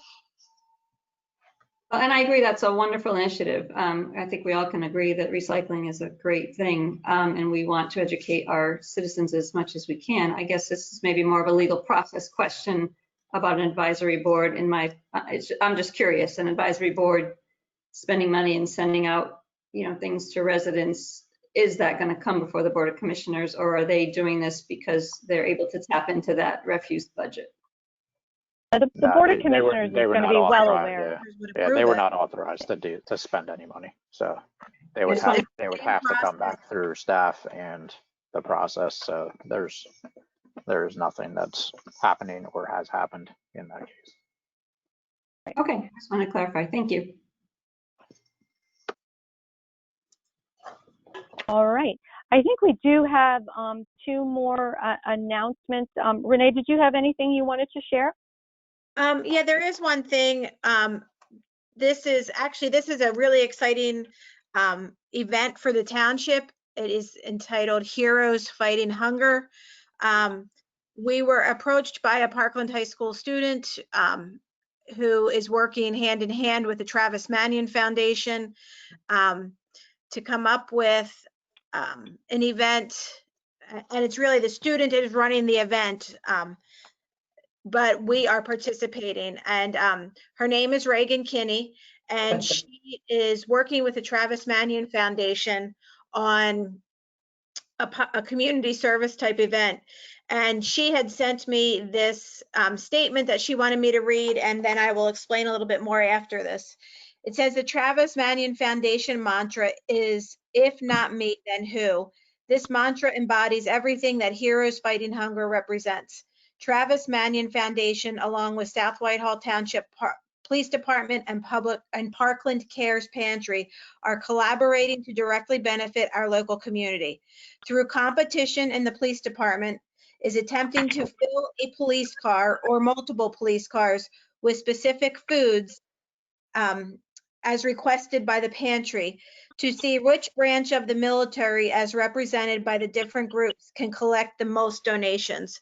So Reagan is working with the Travis Manion Foundation, and this event is a kind of a multi-pronged event where South Whitehall Police Department is very proud to have multiple veterans of our armed services. And the competitive part of this event comes in to see which branch of the armed services will win by collecting the most food donations for Parkland Pantry.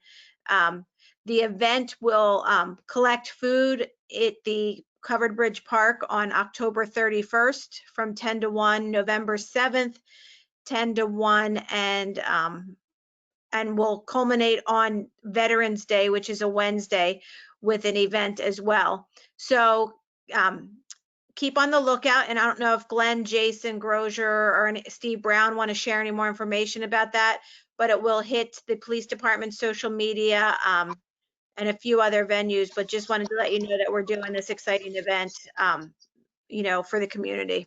And Reagan Kinney is leading this effort and doing a fabulous job. Yeah, Renee, I'll chime in real quick. You know, as being part of this, we kind of did something somewhat similar last year where we called it fill a cop car, or cram a cruiser, something like that, that we were really surprised with the support that we got from the township residents. And I'll call Brian Height out here since he's on the call. He showed up with a whole trunk full of food to donate to the pantry. And Parkland Cares is a great organization. They do great things for our community, and we want to be part of that, especially in times like this during a COVID pandemic. There's so many people out there that are in need. So we want to really kind of do, just like Renee said, the two-prong event where we recognize our veterans. We have about a dozen or more veterans from just about every branch, except we are looking for somebody from the Coast Guard to represent. But we're going to try to organize a team with members from each branch to try to have a little friendly competition to see who can raise the most amount of food for our community. And we'll do some fun social media spots to try to really get that going with our community. So, but Reagan is doing a fantastic job. It's great to see somebody so young and so invigorated and motivated to do this cause. And it's very fun to work with her in this project. Awesome. Thanks, guys. It's going to be an amazing event. Absolutely. More to come on that. Certainly, we'll pass the information along through our website, and certainly I would imagine Jason and Steve are fantastic on passing that information along on the police social media. So more to come on that one. Renee, did you have anything else? I'm sorry. Can I just add a comment? I appreciate Renee sharing that information. I think it's a great cause.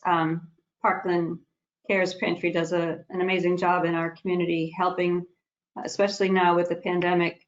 And something I would like to ask us as a board to consider when we have any township events, I think that would be a good opportunity for us to advertise, put out some bins and collect foods, canned goods or whatever that we could also, again, as a township, donate to the Parkland Cares Pantry.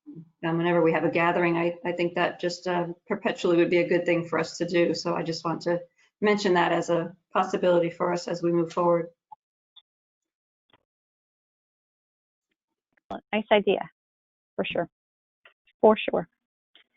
All right. Renee? And I'm actually going to hand it over to Mike or Randy just to talk about trick or treat quickly. I know we're in advance of trick or treat, but just wanted to kind of throw out an event that we're doing for trick or treat too, and trying to social distance and CDC protocols. So Mike or Randy, I don't know which one of you is going to take that. Sure. Mike's going to tackle this one. Go ahead, Mike.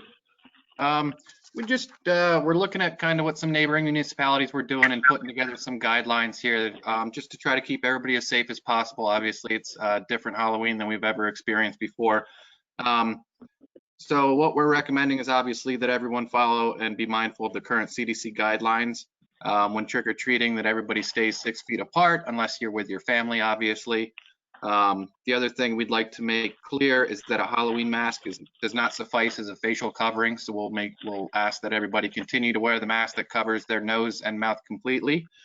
And in addition, what's that? What if you go dressed as a surgeon? Would that count? I think that would be ideal, yeah. Our suggestions would just be to place the candy outside in a bowl instead of handing it to the trick-or-treaters. And if you'd like to sit out there and interact with them, to sit 6 feet away from the bowl. If you do not wish to participate or don't feel safe participating this year, then just simply keep your porch light off.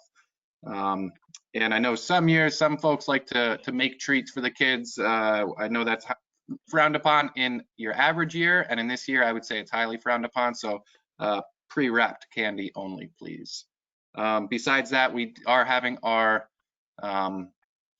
township trick-or-treat, one-stop shop, if you will. So we're doing that down at Cover Bridge Park the same day, same time as trick-or-treat. We're gonna have a small decorated haunted trail for the kids to walk down, and they will be able to get a bag of candy from a staff member here who's wearing all the proper PPE, so there is very little interaction. And that is all I have for trick-or-treat. I had brought up with go ahead, Matt. Tori, I know we talked about this before. My wife had come up, I wish I could take credit for it, but my wife came up with the idea after reading some things online and kind of talk with other moms about potentially starting trick-or-treat an hour early, because it'll be bright, it'll be light out. People will be able to kind of see where everyone is and better social distance. I know that we're probably not going to take our kids out because of the concerns, but I think that might change a few people's minds if they could go out when it's still light out and kind of see where the crowds are. I don't know if you got to give any thought to that. Sure. I mean, I honestly, personally, it would not bother me one way or the other. Be happy to try to push that out there. I will just say we did advertise it in the newsletter that just went out to all the households saying it was 6 to 8. So if we tried to push out kind of a new memo saying that it started at 5, we may not get that word to everybody. So there might be some confusion if there's knocks on doors at 5 or 5:30. I'm sure it'd be small issues, if any issues. So I might deflect this one to Randy and Renee to get their thoughts on it.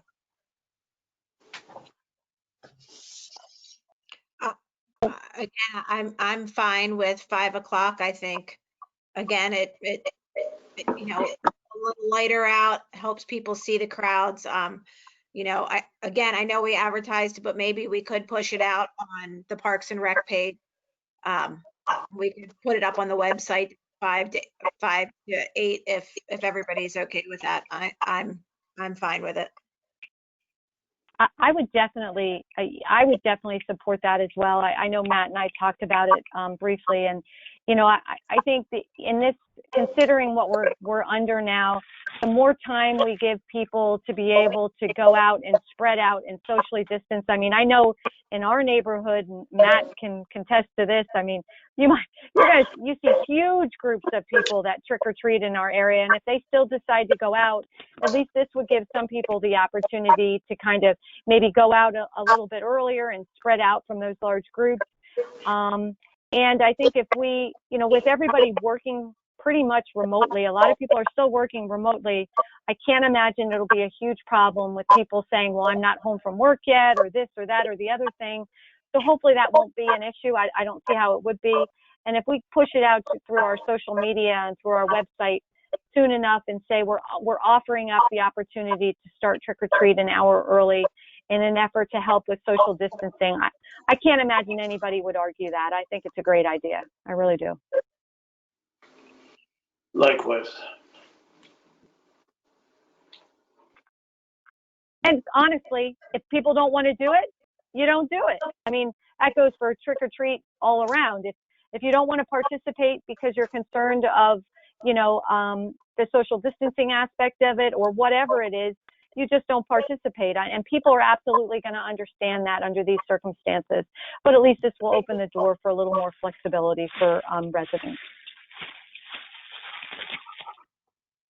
Great. Yeah, sounds good. Thank you. Anybody else? Comments, thoughts on that?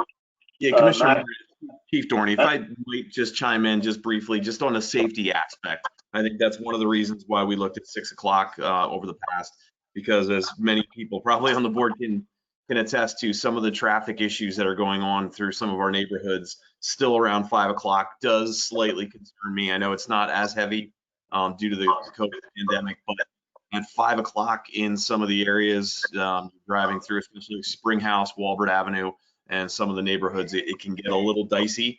And that would be my biggest concern with kids walking around. I know it's still light out, which is a good thing, but just the congestion and the traffic that's out there, that would be my only hesitation with that. Chief, do you see it as a big enough concern to not do it, or just something we have to be diligent on? I guess that's what I'm wondering. I can't imagine. I mean, but you know the traffic better than we do. You guys do this every day, so we look to you for some input and guidance. Yeah, I think the biggest thing is if we get the communication out there, just for our not just our residents, but also the people that work in the townships, that we can make sure that they are aware that people are out there. And I think it's mostly a social media campaign that we do, and public service announcements, just to make sure that people know about the time change. So when people are coming and going from work and they don't necessarily live in the township, that they realize that there are going to be a lot of kids out there walking. And obviously we're going to have officers out, and we'll make sure that we hit the hot spots and the more heavily traveled roadways to assist with that. But that would be my only concern. I'd kind of feel bad if I didn't at least bring that up and mention that for consideration. Much appreciated. Absolutely. Commissioner Walker, Kelly, I heard Commissioner Sutton, he was good. You guys, thoughts? With us, certainly there's merits on both, the issue of moving it back an hour, as Commissioner Mobilio stated, is certainly makes a lot of sense because of daylight. But on the other hand, Chief Dorney's reminder about traffic still at 5 o'clock, there are still a lot of people working, and it will be a Friday night. So, I don't know, that's a hard call. Well, can I throw this out there? And this is for you, Chief. Do you think that adding the hour it could have the effect of actually lessening traffic, in the respect that people, you're not going to have a so small of a window for everyone to kind of cram their trick-or-treating into? I mean, obviously, if more people come out because it's the time, that wouldn't be true. But if we're expecting this, average number of people, giving an extra hour might actually thin crowds at 7. Is that silly to think, or is that? I think it's definitely a possibility. I guess it's anybody's guess. I think if we do it early, I think a lot of people will try to come out early during the daylight hours. I know from the last several years of doing it here, the first hour is very congested as far as kids. Everybody wants to go get the best candy, I think. So they try to get us there early and hit as many as they can. So that would be my only concern. But again, with the pandemic, I would feel bad if I didn't at least bring that up for consideration. I don't have an answer either way, but if I didn't at least, I would feel bad. I think for the most part, most of the children or the young children are accompanied. So I think the threat is still there, but not as much.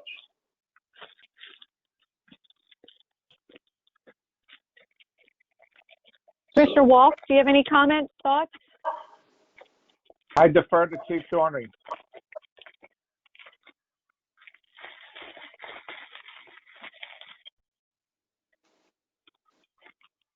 So, I'm fine with it. I think I think there's a risk both ways. It's a matter of weighing out the risks. I don't know. I mean, Chief, if you said to me there's a solid concern here, I'm not sure we can manage the groups or whatever. I agree. And I don't want to put this all on you to make the decision, but you know, we certainly will value your input. So, you know, as far as, you know, Matt and Joe, you guys have some feedback on that comment?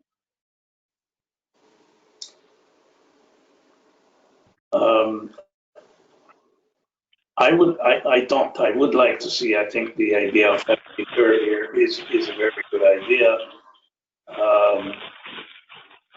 The safety concern is there. Again, that would be up to Chief Donnie to make the call on it, whether it's sincere enough not to go forward with the 5 o'clock. But I personally would go along with, not with Matt, but with Matt's wife. Always wise to pick that way, Joe. I would just add that, you know, obviously there's just no way to know whether it's going to be certain to create, you know, additional traffic. I think one thing to keep in mind too is that the newsletter has gone out already. It says 6 to 8. So to the extent that we are pushing that through social media, it's still not going to hit everyone. In other words, there's still going to be people that aren't going to know that it starts at 5. So it's not like every single person that will come here is going to know that it starts at 5. So you're not going to get the same type of, in my opinion, you're not going to get the same type of response at the 5 o'clock hour, because not everyone's going to even still know that we extended it. You're still going to have the people that have already made up their minds as to where they're going, what time they're going. So, you know, in the absence of anything concrete, I think, you know, it's given the circumstances with COVID, I think it's worth at least a shot. And like Joe said, all the small children are going to be accompanied by parents anyway. I don't know that that's really. Especially early in the day, especially at 5 Yeah, o'clock. for sure. I remember back in the day when I was little, we trick or treat when it was Halloween. You like started like immediately, and there was no start and there was no stop. You just took a pillowcase and got as much candy as you possibly could. But times are different. I understand. It makes sense. So, so anyways, I would concur. If it's the majority of the board agrees, I would definitely concur with Commissioner Mobilio. I like the concept of the earlier start. Let's push it out social media wise. If people want to participate earlier, great. If they don't, that's fine too. It just gives the opportunity for people to kind of spread out a little bit more. So, I mean, I don't think this is something we necessarily have to vote on. Just really kind of looking for a consensus from the board. Honestly, at the end of the day, I just want to make sure that the chief is comfortable. I mean, obviously you're going to have concerns, but I mean, is it going to keep you up at night knowing that there's going to be an extra hour added? No, I'm 100% comfortable with it. I just wanted to make sure that we looked at all the facts, and I agree. It's going to be light outside, as long as we put out some social media. And my concern is notifying not just our residents, but our people who work in our area that are going to be driving through. Again, I think most of the kids are going to be in developments where there's not that much traffic, but due to some of the construction, some of the, as you know, they cut through some of the neighborhoods. And I think that's the key for us to make sure we identify those hot spots, and we have officers and people around that area just to make sure that we keep an eye on that. That's all. Yeah, I just wanted to make sure that we at least took that into consideration. And I agree. In the future, I mean, for next year, if we only do 2 hours, I think we go 5 to 7 instead of late at night. Good point. And would you feel more, Chief Donnie, would you feel more comfortable if we make it like maybe 5:30? Would that be any? Yeah, 5. I mean, 5's fine. I'm not opposed to that whatsoever. I just wanted to at least consider it. That's all. Okay. Great. All right. Diane, Mike, you guys good? Not good? Thoughts? I'm agreeable. Okay. Diane? Like I said, I could go either way on this. I think I take heed with Chief's comments. I do live on a very busy road, and he's right at 5 o'clock. Walbert Avenue and the surrounding roads are busy. You know, we will do what we can, I guess. It's a tough call. Okay, so you don't have an opinion either way. No, I don't have a strong opinion either way. I would Okay. probably fall on the side of leaving it the way that it is, because it's already been advertised and there's already plans to have the event already down at the park.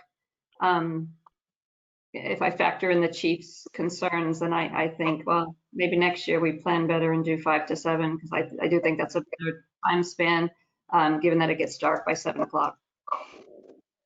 Well, I would agree, except for the fact that, you know, when we advertised 6 to 8, that was long before COVID, because that newsletter was put together before this all hit us. So I think, you know, the action to consider maybe a little bit earlier time addition is really a result of COVID, and that's why we're doing it. But that's okay. I think if the majority of the group is comfortable with it, and Chief, you're not, you know, dead set against it, and, you know, from a staff standpoint, Renee, you're comfortable with moving forward with it and sending out the notices. It sounds like the consensus is to go.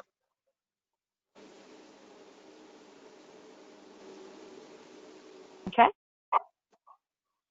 All good? Any other questions or comments on that one? Any from the public?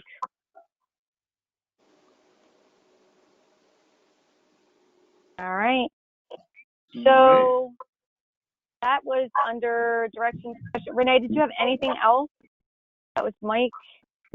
Talked about Halloween. No. All right. All right. We have no old business.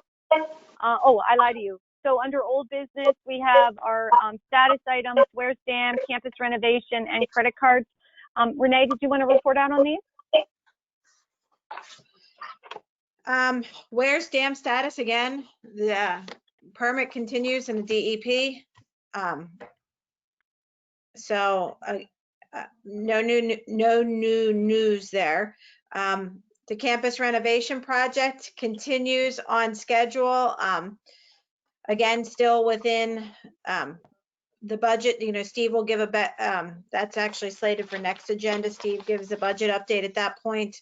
But it's moving along, the progress at the building. You know, despite the shutdown during COVID, it looks like hopefully that we will be back in the building, perhaps the end of January. So a lot of progress being made there. So that's a good thing. And credit cards, we had reported we were looking at October 31st for those credit cards. All right. Thanks, Renee. Any questions or comments for Renee on those status items? No, Commissioner Morgan, but we did miss discussion and direction. I did have a topic I want to talk about tonight. I don't know how we missed that. Oh, sure. No, I thought I hit that after correspondence and information. Absolutely. What do you have, Diane? No problem. We were talking about the newsletter earlier, and since the last meeting, I've just come across a couple of things that were related to the motion that Commissioner Wolk made at our last meeting regarding advertising volunteer positions on our website. One of the things was last week I saw that a Lower Mac Township Commissioner had posted an opening on a social media page seeking volunteers for one of their boards, explaining what the role was and attaching an application. And then secondly, I did receive the newsletter, which is very nicely done. I appreciate the staff and their time that they put into producing this for us. But there was the little article about the Green Advisory on page 6. And at the very end of the article, as it lists the members of the board, it says vacancy. And the reason that caught my eye is because we had a very lengthy discussion at the last meeting about whether or not we should advertise positions or not. And the fact that there was a vacancy on Green Advisory didn't come up. And I feel like as a board, we've missed an opportunity at that point to certainly tell all the board members that we had an opening, and maybe even the public, to get them excited and invite them to maybe want to participate on that board. And so I just wanted to, again, comment that I feel personally that it's important for us to stress inclusion, that it's essential for us as a township if we have an opportunity to inform the public as well as our board of openings and opportunity, that's something that I feel like we should be doing when the opportunity presents itself.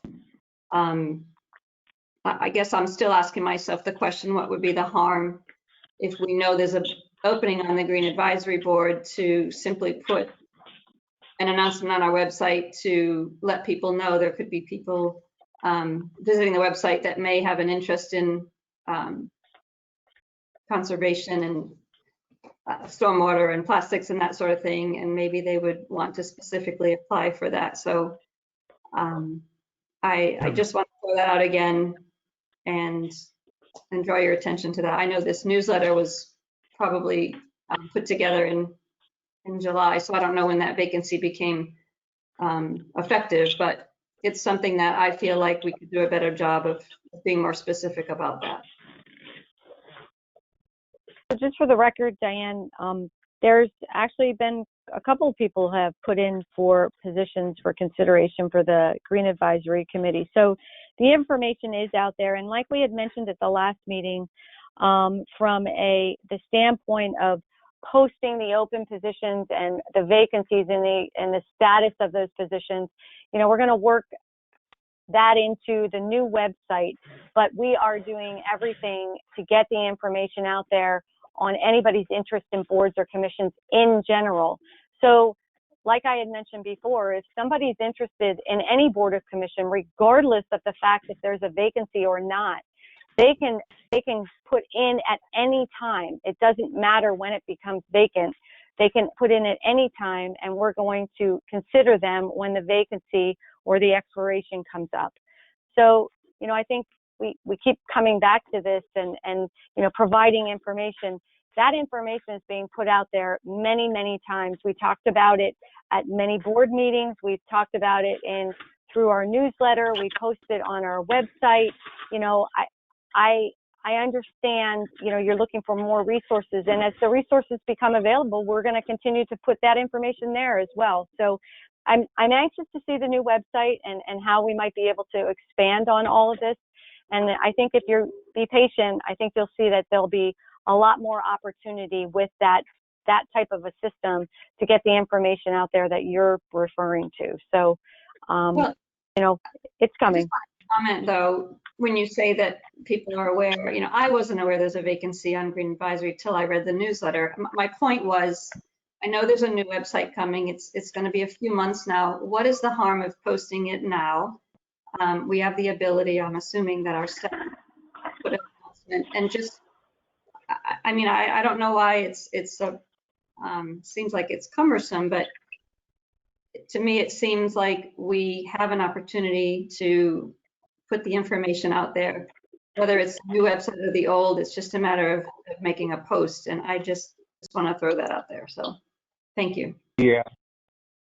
So thank you, Commissioner Kelly. So I just had a quick thought about Diane's last statement. I'm not going to go back and, you know, recreate the last meeting. She's saying pretty much what I put into the motion at the last meeting. And the key point is the desire to post specific openings, you know, which people are interested in. I understand what Commissioner Morgan's saying, that, you know, there's a general posting about how people apply to all positions, but it's sort of the timeliness of posting it for a single position. So anyway, I have just a couple thoughts, and this time the entire Board of Commissioners is aware of what I'm going to share, which I think is also important for the public to be aware of as well. So we had a great discussion last time, and Commissioner Morgan noted, you know, there is a process, and there is a process in place that we follow every single time, and there's a process that's been followed for interviewing and appointing people to boards and commissions that we follow to a T. So I thought, okay, that's great news. I'm relatively new, and Commissioner Morgan has a wealth of knowledge around this subject. I personally would like to know more, and as Commissioner Kelly has highlighted, you know, it's important for the entire Board of Commissioners to be, you know, equally educated around the subject.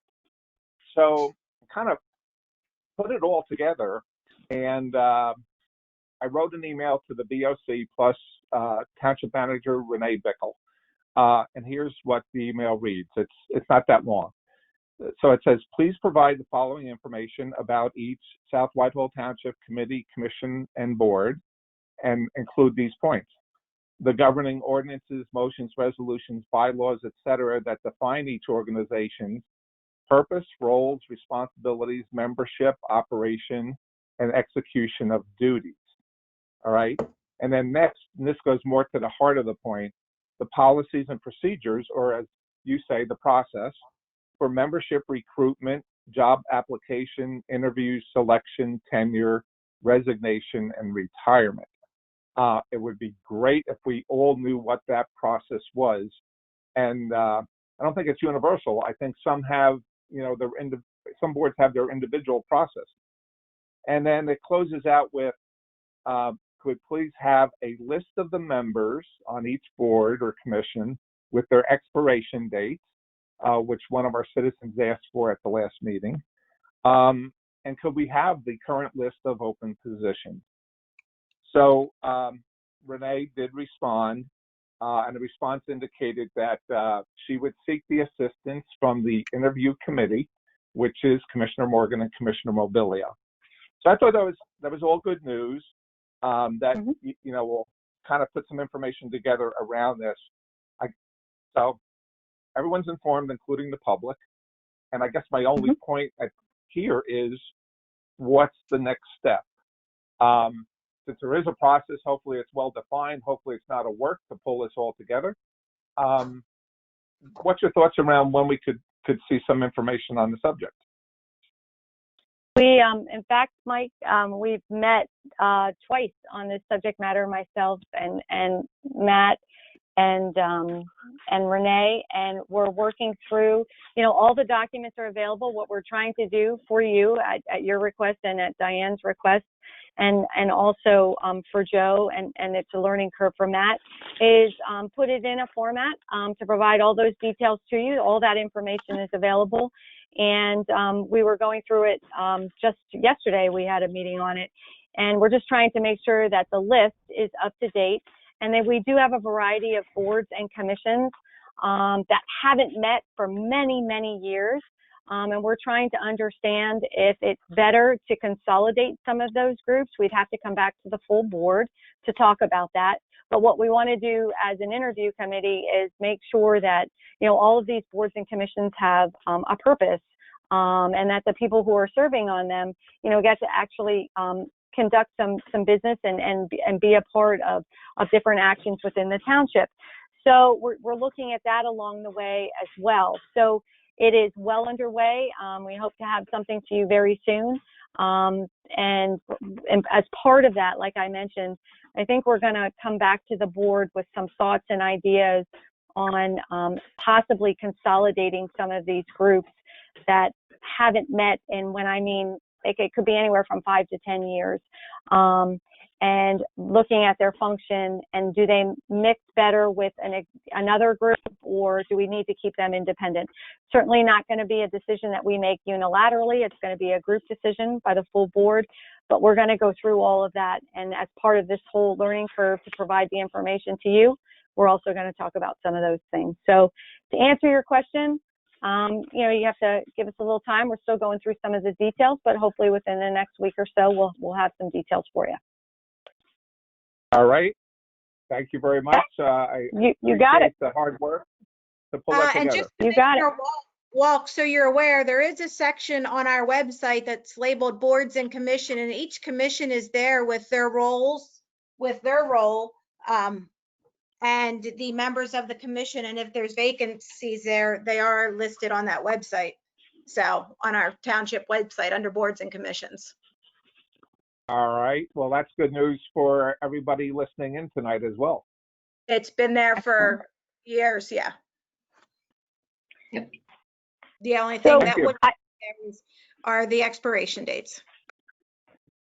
So, and we talked about that as well. We're going to work towards seeing what we can do to remedy and provide a little bit more information on that as well. So, be patient. We're putting it all together. It's actually a great opportunity to work with Matt, who's obviously new on the board as well, and get him familiar and up to speed with all the boards and commissions. And like I said, we're going to kind of fine tune all these things and bring back some thoughts and ideas to the rest of the board for some consideration.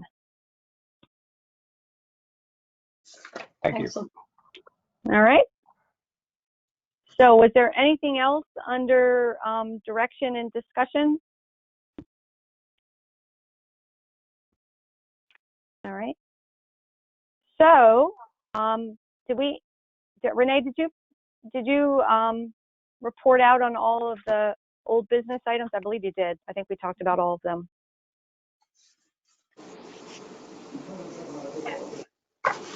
Yep. Okay. Yes. Sorry, I'll take we that as a did. yes. Renee's having some audio I thought issues so. on and off here, so sorry about that. All right. Courtesy of the All floor. right, no problem. No problem. All right, next on the agenda this evening is courtesy of the floor. And this is the opportunity for anyone in the audience tonight to approach the board on any non-agenda item. I will just remind everybody that courtesy of the floor does have some time limitations to it. So please be clear and concise at whatever you want to present to the board, and understand that the board is not necessarily in a position to provide an opinion or direction. It's just to hear your information for the betterment of educating them on something. So there will be no action on courtesy of the floor. So that being said, yes. Lori, I have some requests for courtesy of the floor that came in earlier. So if we could have Blake Marles is first on the list. All right. Hi, Blake. Hi, how are you? Good. Welcome. Thank you. I'm here tonight to bring back something we discussed with you at courtesy of the floor 2 meetings ago. Renee, are you able to put anything up on the screen for the board? Yeah, I sent them to Steve Carr. I have all 5 numbered 1 through 5, like you guys sent them. So you just tell me what you want to show, and we'll bring it up. Oh boy, I don't have any idea what the order is. But if we can put up the rough site plan that shows a layout for Macungie Manor, probably the best place to start.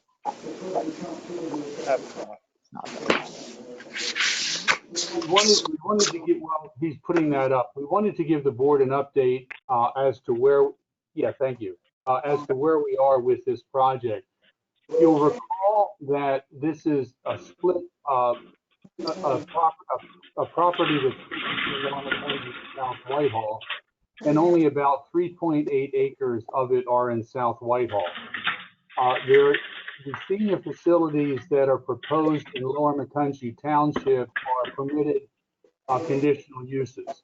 They're going to be about 3-story. They're going to be 3-story buildings, and you can't see it easily from the site plan, but the land slopes from Hillview down to the north.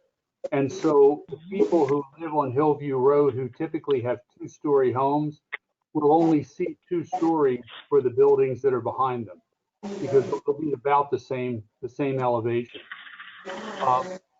We came to South Whitehall because this small, less than 4-acre parcel is currently zoned R3, which pretty much only permits single-family homes, which clearly won't work there. And we said to the board, we'd like to make this a part of our consolidated project.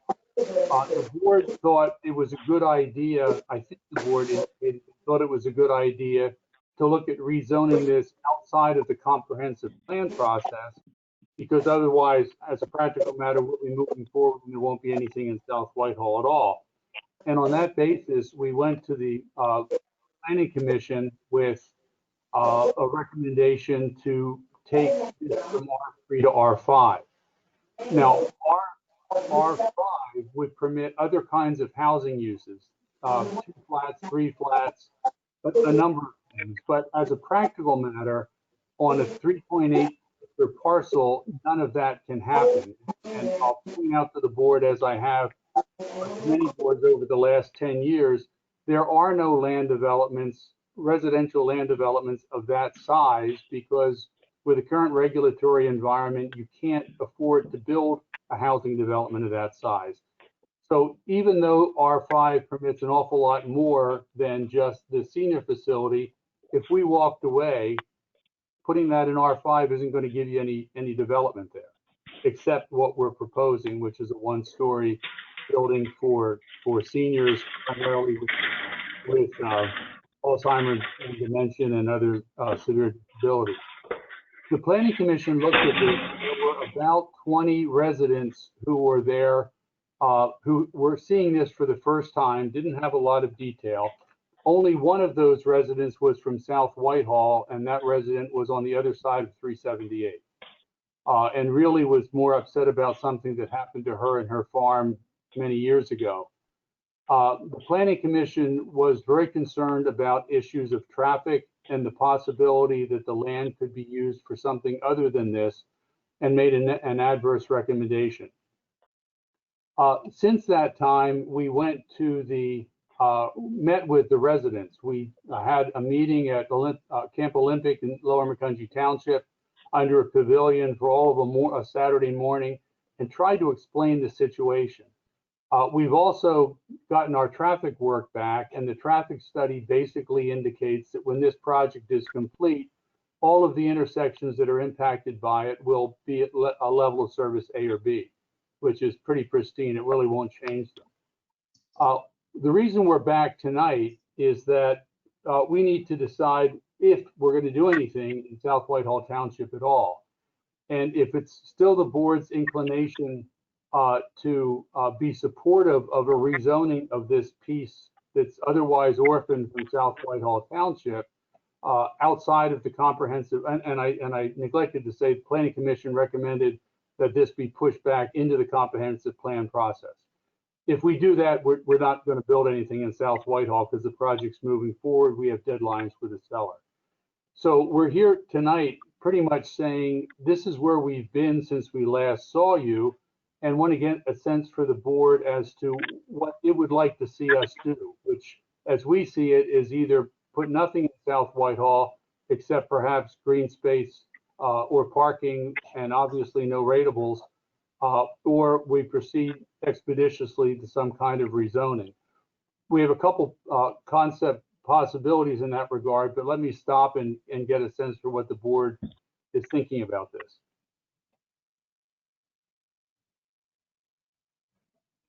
Well, Blake, I remember the discussion very clearly that we had a few meetings ago, and I think the full board, I'm going to say, agreed with the concept and suggested going through the process.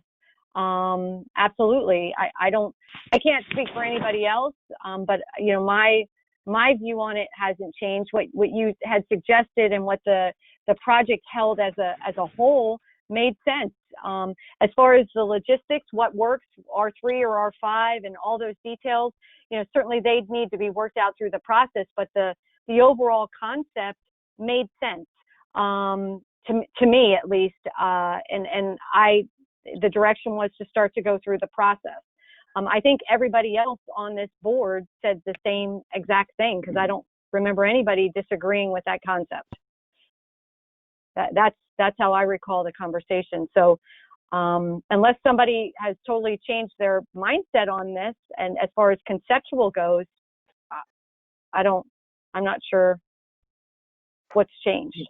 Conceptually, I don't see a problem with it, but I'm certainly not going to suggest that I'm going to be in favor of it until I have materials to work with. Like I need, right.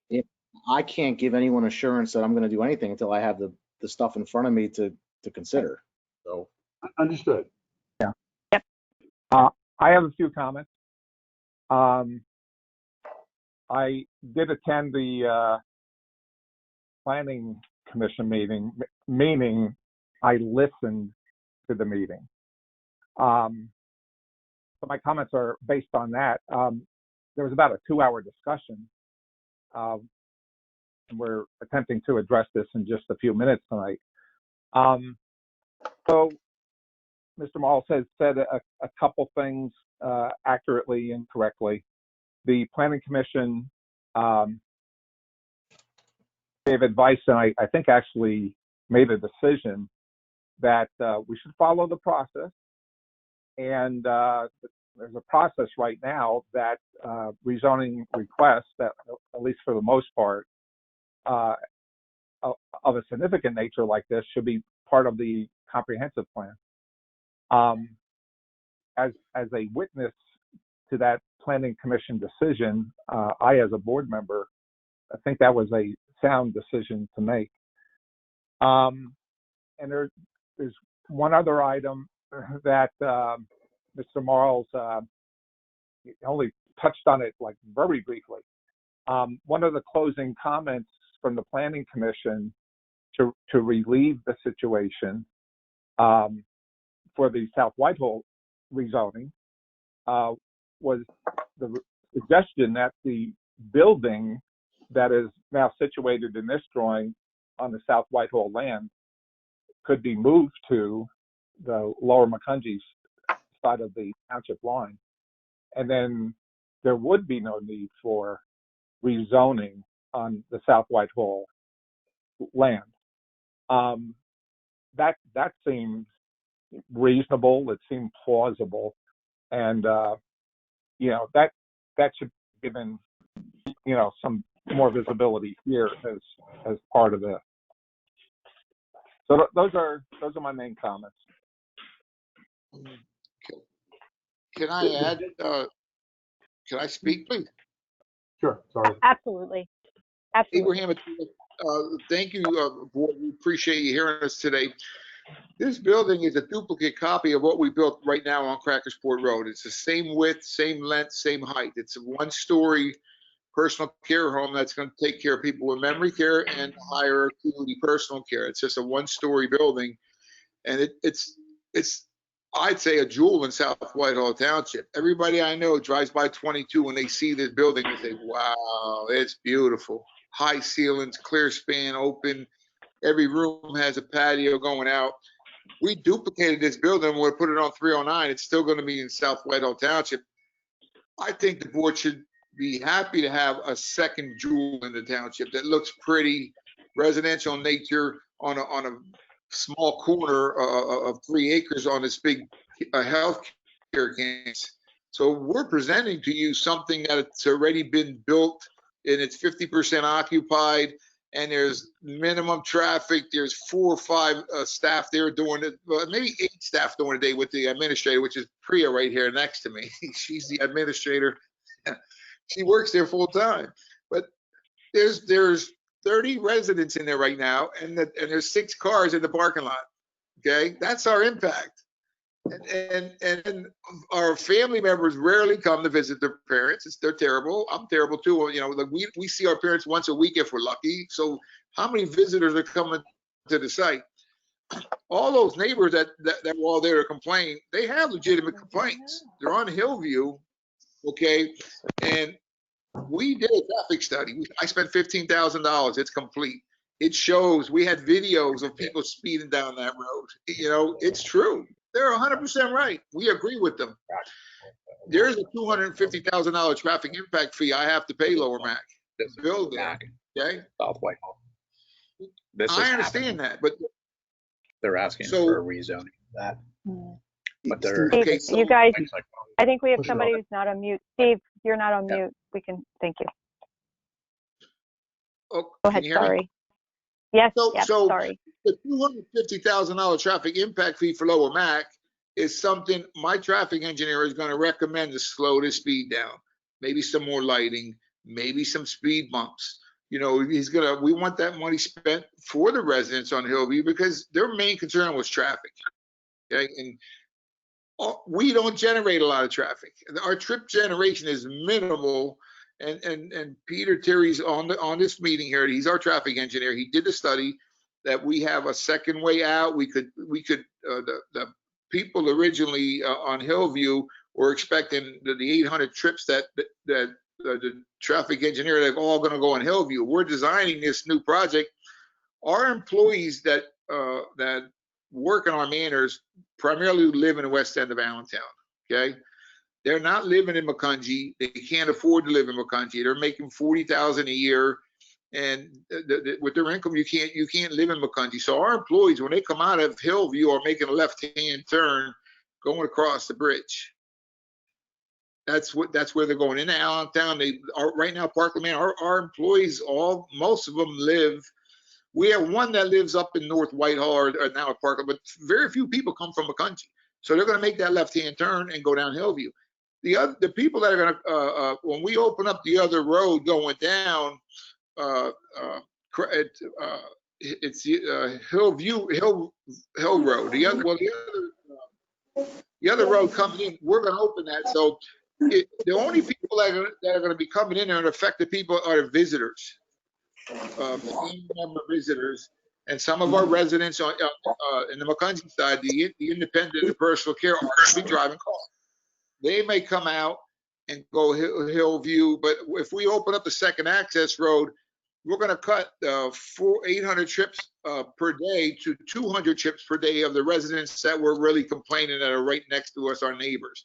We're going to cut that down. The 200 trips per day, okay, will be going is the risk, and they're basically visitors. So, you know, we met with the neighbors. We spent 2 hours in the meeting with them, and it was very productive, very productive. They said all the things they don't.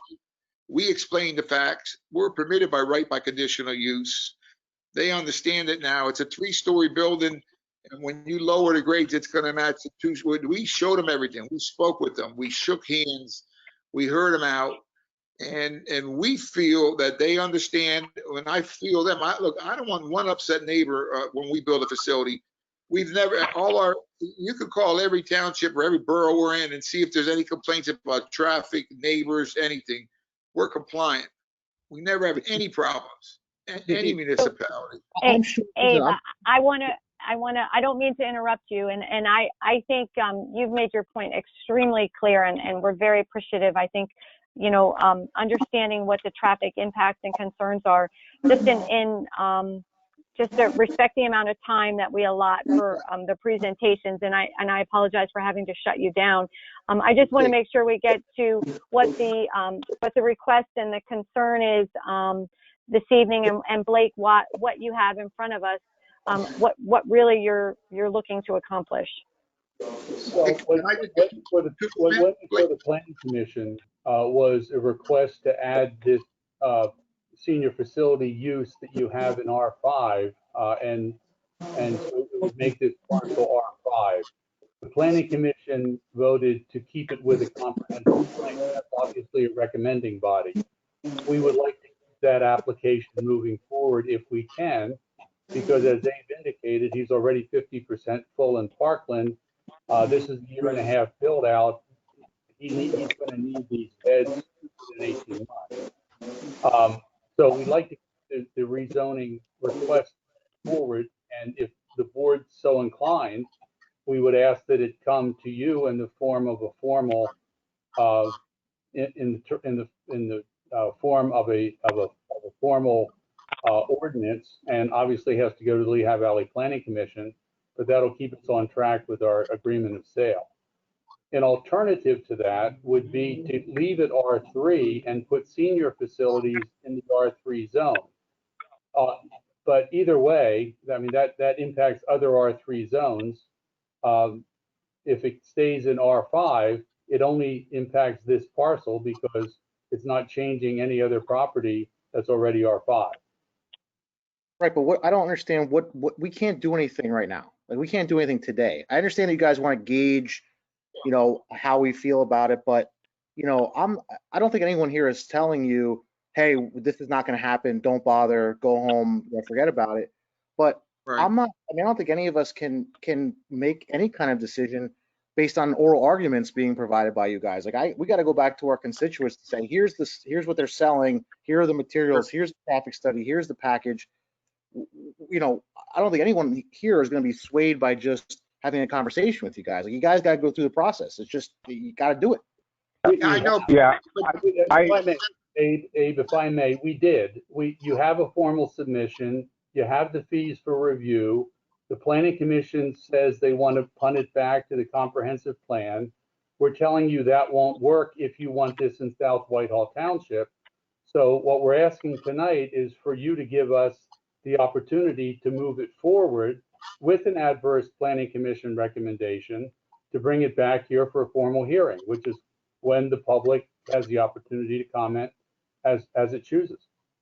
But yeah, So let me just stop you there. So Joe, from a legal standpoint, my question is, you know, they have every right to do that. And what kind of going back to what Matt said, absolutely go through the process. If there's no one saying on this board right now, because we're not making decisions tonight. This is, courtesy of the floor.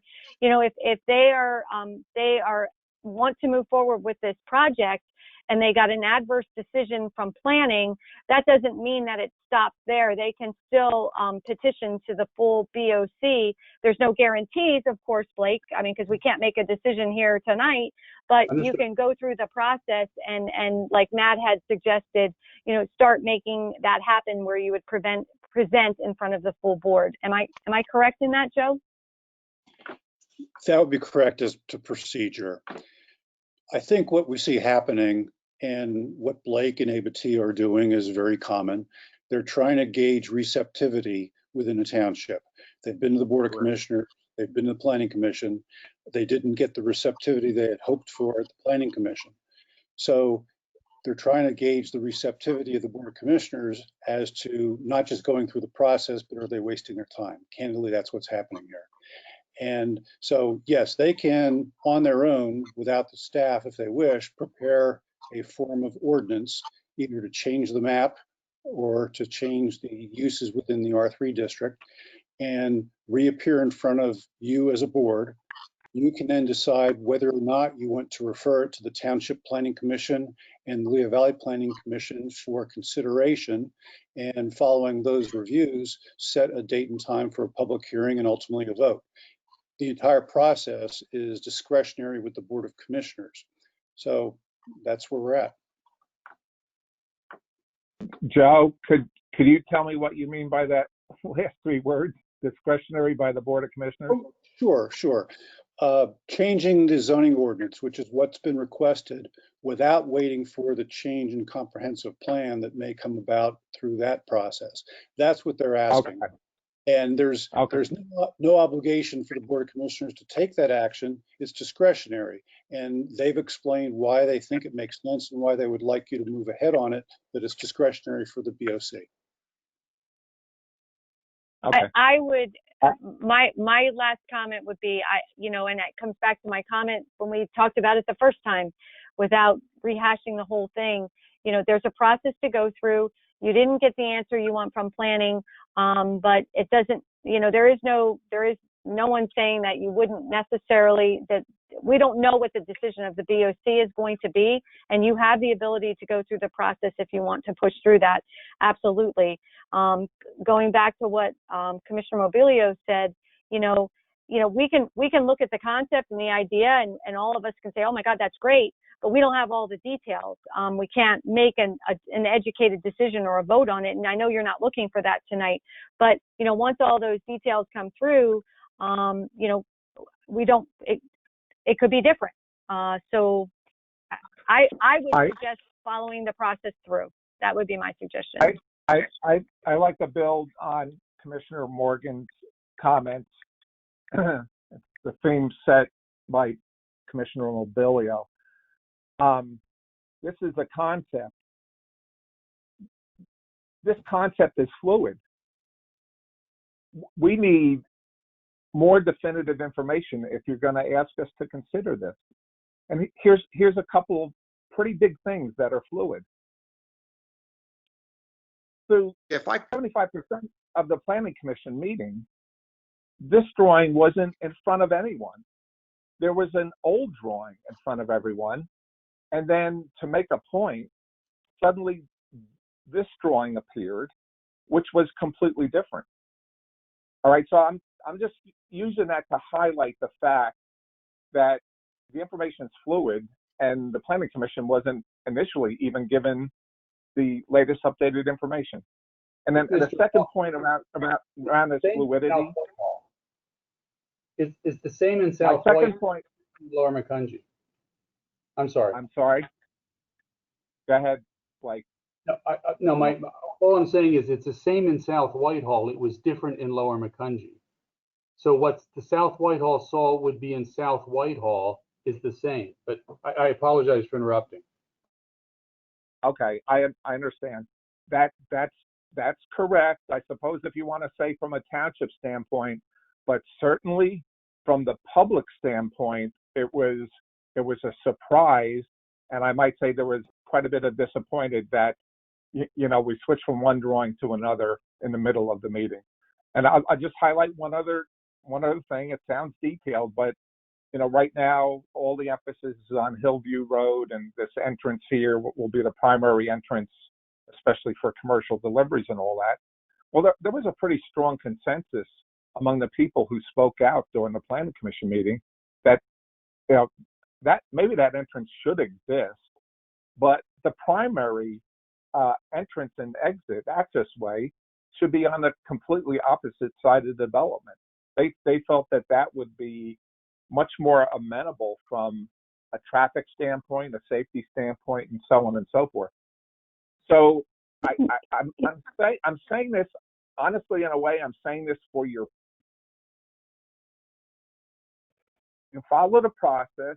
Solicitor Zader says you have your right to come back, but if you come back with a concept that's still fluid, if you come back with a concept that hasn't picked up, the planning commission comments and the public comments, I don't know why that would be worthwhile. I think you need to tie the concept down a little bit better before you come back to us.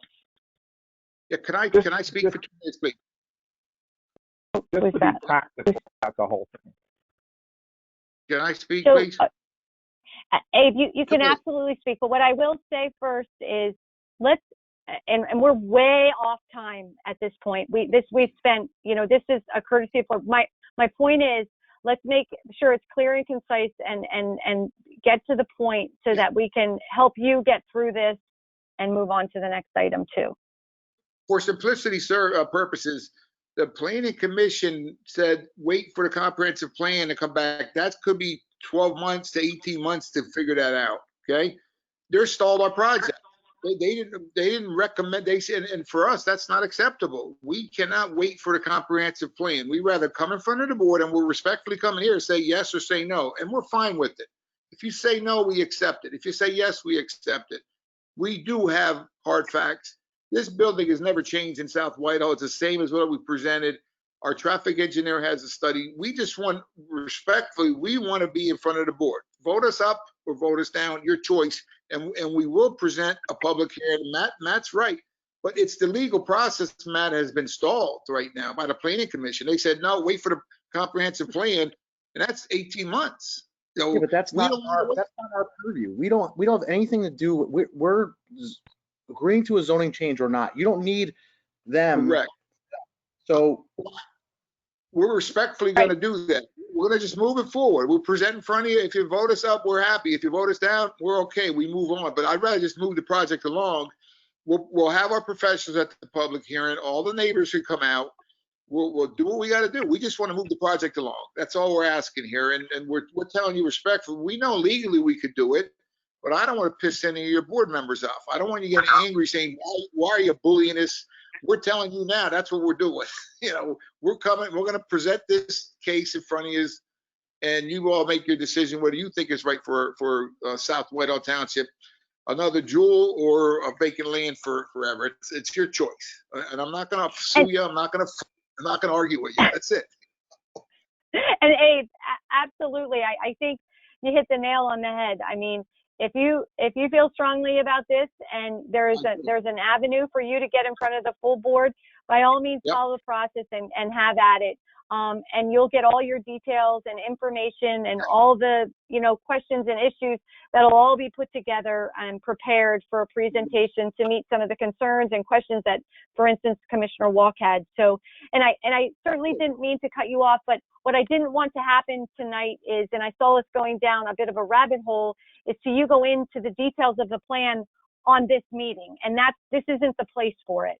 What I wanted to be able is just for you to have a concept idea, like you were starting to present, and get some feel for where to go next. So I think you've got that. So You have Whitehall Township coming to your second one. You should. We're hoping you're receptive of our plan. It's a great project, and I'd invite all aboard if they'd like to tour Parkland Manor. Take a look at what we build. Come in there and visit us with a mask and say, wow, we'll walk you through, give you a tour, and say, would another one of these in South Whitehall Township be a benefit or would it be a detriment? That's it. You could make it, just walk through and see what we build. That's all. Parkland Manor is an amazing place, Dave. No one can deny it. You did a great job. You did a great job. We're proud of it, and it's 50% occupied, and we'd like to build another one in the township. We would really love to have one here in the township. Another one. Great. So, go ahead, Blake. Thank you. You're green. I was green to only say thank you. Okay. So, I unless anybody else has any words on this one, I think we should move on. I appreciate you gentlemen coming back to us to get some further insight on what your next steps are. I think you got them. To get into the details, I guess we'll be hearing them coming up soon. So I'm looking forward to hearing more from you. Thank you. Thank you. Thank you, commissioners. Thank you. You got it. Thank you. Thank you.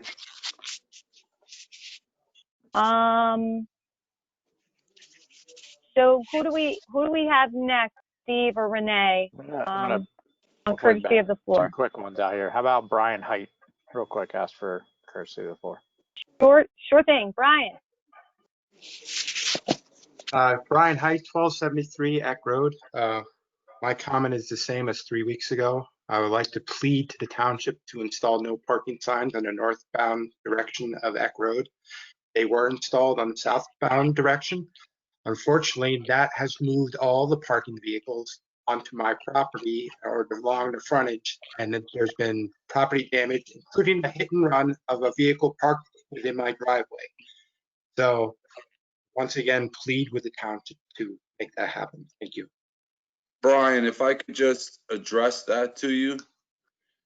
We have spoken to Blue Rock, and they have ordered new signs to be put up on the north side, and they have guaranteed soon as they come in, they will be installed. And Brian, we're also looking with our enforcement gentleman too, Tom Harper, to see if there's any enforcement we can do out there. Just don't understand how a truck can be pushed onto my property and hit a truck and just drive away, 6 feet off the right of way, and hit my mailbox and run over a bird bath that's 8 feet into my property. So there's a lot of damage going on, and I feel like I'm being victimized. And we won't even get into the flooding aspect that happened in May. So bills keep coming my way. So sooner the better. Thank you. Thanks, Brian, for bringing that to our attention. And Chief, I would assume that from a reporting standpoint, did you get any information on this that will help Brian deal with this? Yeah, we're going to address that, and I already spoke to Lieutenant Dickinson about getting some commercial enforcement up there as well, just to have some education, and we've been monitoring it for some of the speeding issues up there as well. Yeah, it's primarily between 4:30 in the morning and 9 a.m. and then between 5 p.m. and 9 o'clock at night. Trucks that do come in the middle of the night, it's a little weird now with the railroad tracks being closed due to reconstruction, but they usually try to get off the road and onto the property. The problem is they're starting to queue up, making the deliveries, and then they end up parking in spots they're not supposed to. So, a lack of space on the property themselves that the truck driver, once again, is put in a bad situation. He's out of hours, needs a place to park. The facility that he's delivering to doesn't give him adequate space. So, thank you. Thanks, Brian. May I ask a question, just a follow-up? I'm just curious because I don't know the answer. So we're asking the developer to order signs and put up no parking signs, or is that a township responsibility? Those signs were in place, Diane. They took them down when they made their storm pipe run down the side of the road so they could excavate it, and they have misplaced the signs, so it is on them to replace the signs that were there. Okay, I understand. That makes sense. Thank you for that.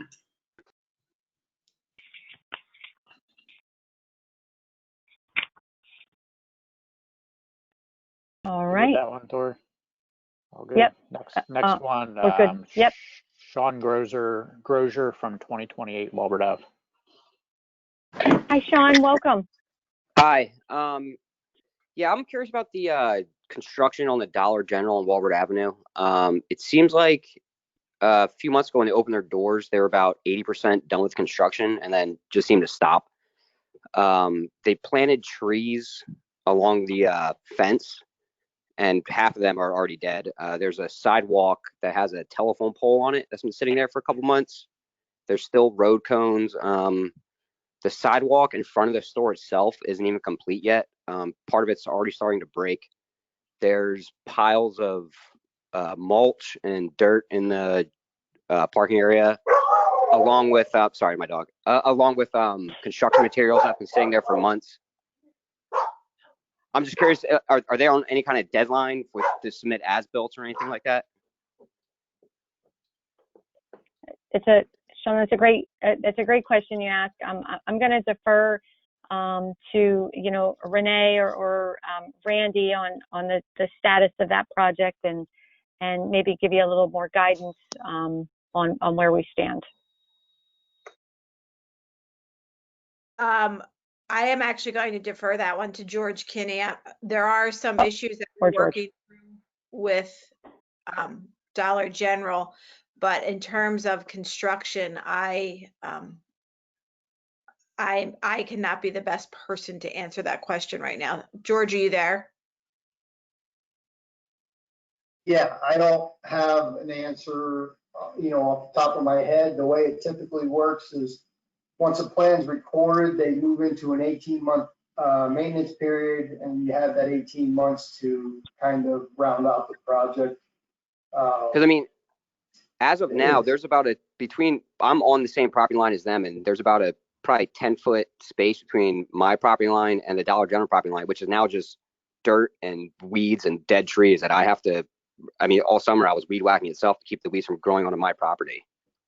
Yeah, I can tell you we're still holding escrow on the project, and it gets into the 18-month period, so everything has to be alive and has to be per plan before there's a final sign-off.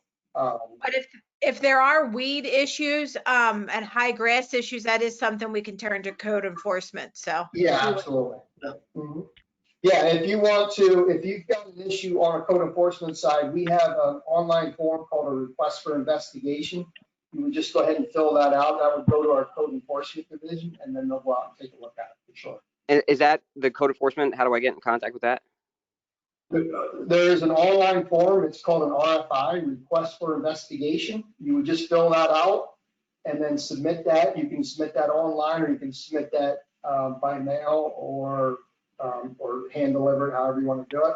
And then our code enforcement guys will go out they typically get out within a 24-hour window to investigate those. Okay. I will also shoot an email to them, but again, for the specifics, it would be best if you fill out the form. Right. So Renee and George, would it be helpful for Sean if we also, is there something we can do? It's a question to advise the property owner, the developer, Dollar General, whoever it might be, that the trees that they do have planted that, you know, obviously have an impact on the neighbors that are right there are dead.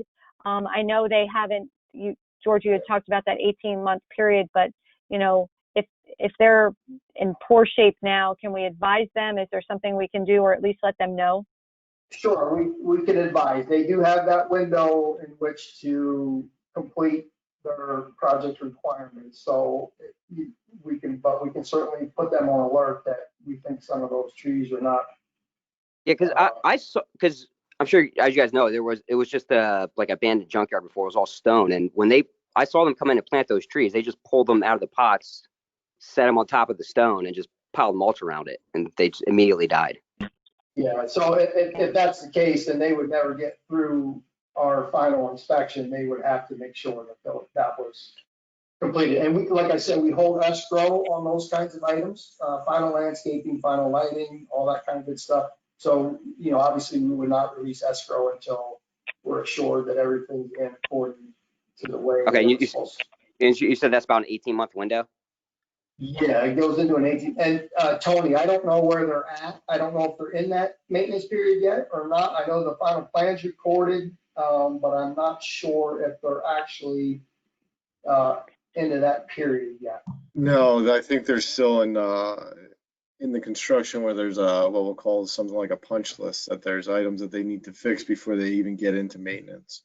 And we're still holding security for a good portion of it. So I believe a letter went out. I can check, but what happens is we'll take an inspection, and then the items that need to either be fixed or, like you said, trees that died, they'll have to do that before they even get into the 18 months. So there'll be new trees out there, and then you have almost a year and a half to make sure they're still growing.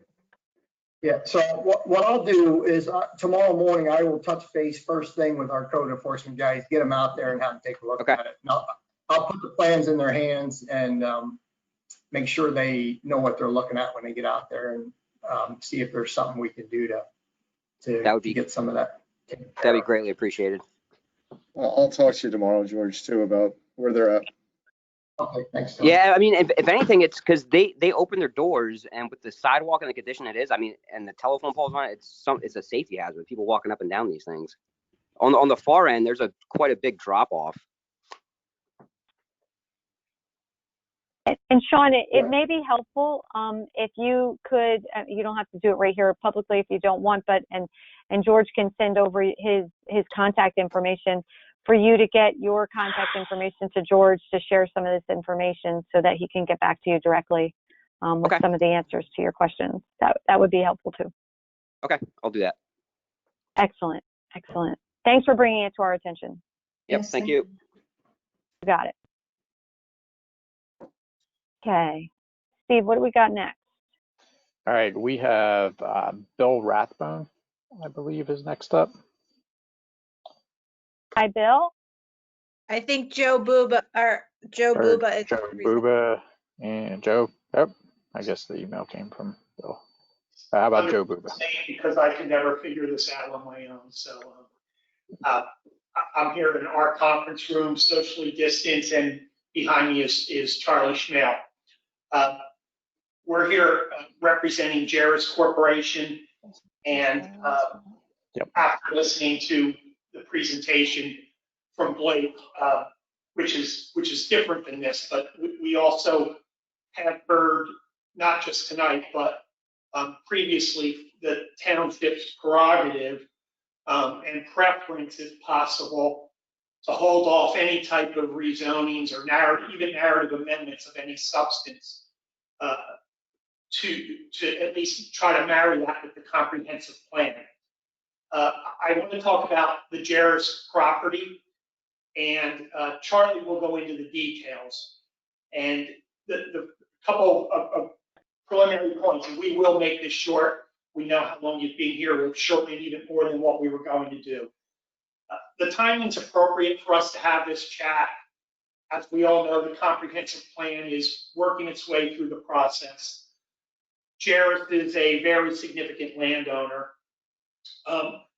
Knowing the township's preference, to hold off on any type of changes, we really had two choices: not to say anything publicly about the Jarris properties, wait for the comprehensive plan to play itself out completely, and then sort of emerge and say, there's some things that we'd like to talk about, or at least come to you now, no action required, no action even requested, but just start going over a few of the things that certainly are going to percolate up over this process. The timing's also appropriate because Jarris has, in fact, kept its powder dry during a period of time, but there's been many prior discussions. Many people in the township know about those prior discussions with stakeholders, not only including the township itself, but Trexler Trust, the Wildlands Conservancy, long-term relationships with Greenwald's Fire Company, Greenwald's UCC Church, etc. And we wanted to try to let everybody know that Jarris, in addition to being a really good, significant landowner in the township, Charlie and I have done this for a long period of time, and we know it's never a great climate for a landowner just to say, we want to make zoning changes that are unilateral with respect to the benefits running to the landowner. We know that's not a great position to be in to start with. We certainly know it's not a great position to be in this environment, and that's why we are not making any such requests now or in the future. We really think what Jarris, the township, and the residents of the township can collectively work on will provide some very significant mutual benefits. And I want to talk about those and then sort of turn over very quickly the map in nowhere near the detail that you see, but just for some highlights to Charlie. So anything that Jarris thinks about, proposes, introduces, discusses, will include the preservation and the enhancement of the Jordan Greenway, with the possibility of a full dedication of open space. Anything they talk about, propose, etc., will talk about the preservation and enhancement of the historic sites currently located on Jarris property, including, again, the possible dedication to third parties. Any proposal will talk about the creation of space for recreational fields. It will talk about partnerships impacting the school district. It would establish an enhanced landscaping buffering along any uses that abut residential uses, including residential uses established on the Jarris property. Any proposal will attempt to address, subject to your review and PennDOT's review, enhanced roadway systems to ease traffic concerns that are currently existing and will be growing in this area, regardless of what Jarris does. The proposal will include eliminating some heavy industrial uses in exchange for more complementary uses. So while a large portion of the property is zoned industrial, Jarris is not going to say, you know, if you don't give us what we want, we will have quarrying.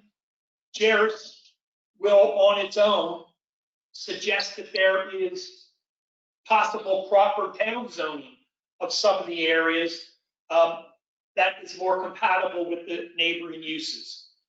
And at the end of the day, yeah, we would expect that Jarris would say if this entire development area for development is established, either Jarris or someone else will probably want to develop a portion of that for compatible residential uses. And we would expect under those circumstances to look at the densities that are permitted, to create clustering, which we think is the best use of open space. And that would be, to the extent we even need to talk about a trade-off, that would be something that would inure to the benefit of the landowner. That is by far the tail wagging the dog on all of the discussions, but we want to be open and candid about that. And so I want to say that up front.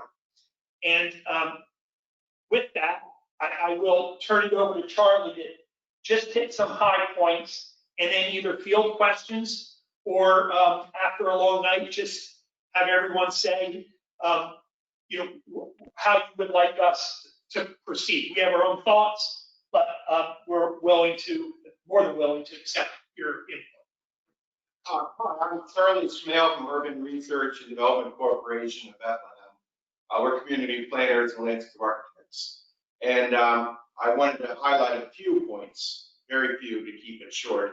What we'd like to do is we'd like to share some of our ideas in more detail with the township staff, work through the comprehensive plan process, and again, propose some mutually beneficial adjustments to some of the current development policies on Jerris lands.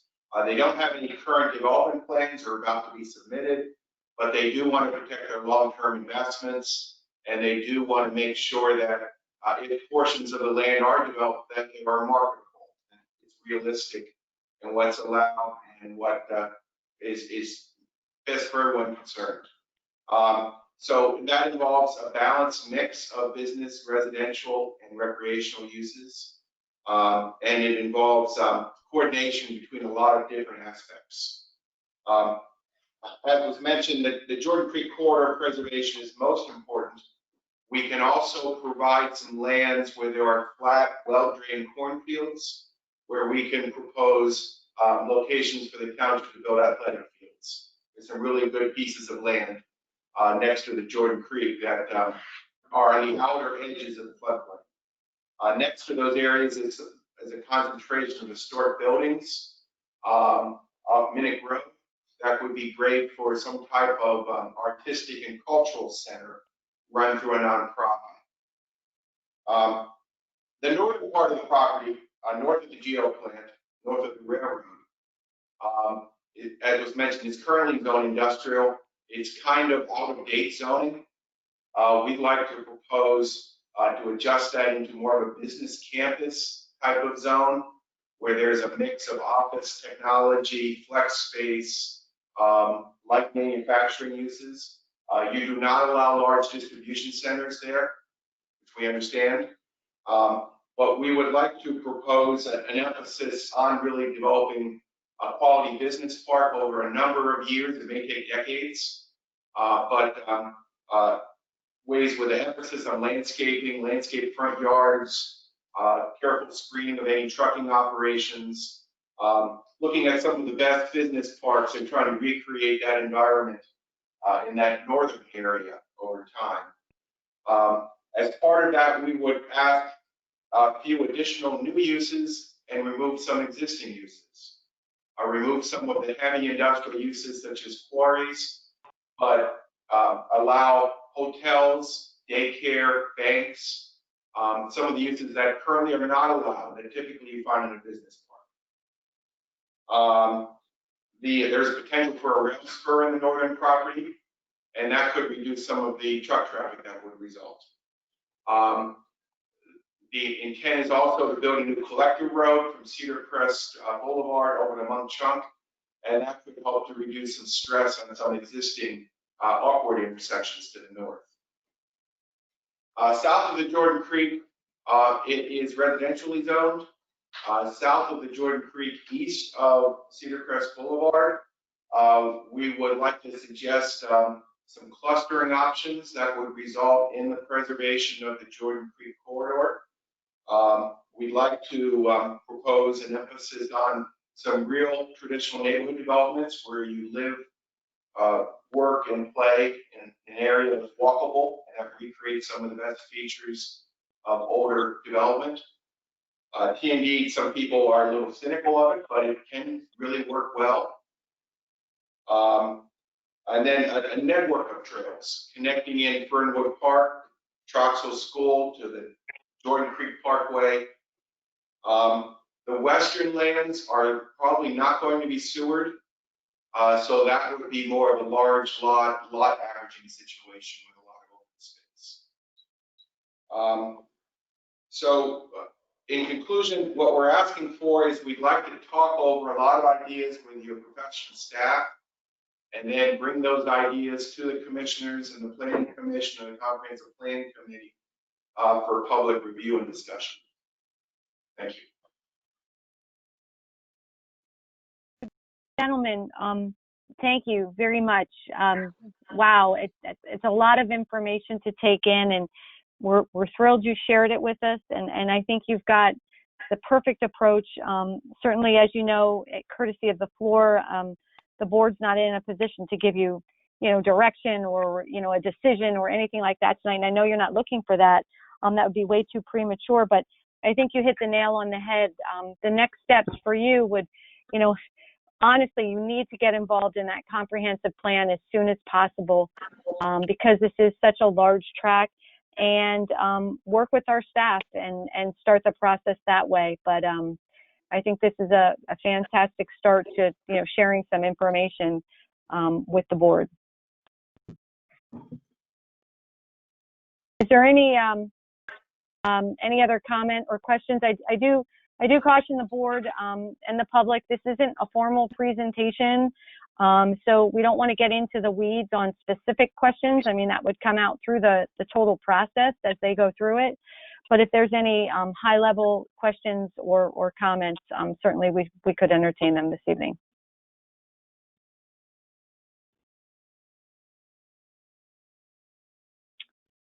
All right.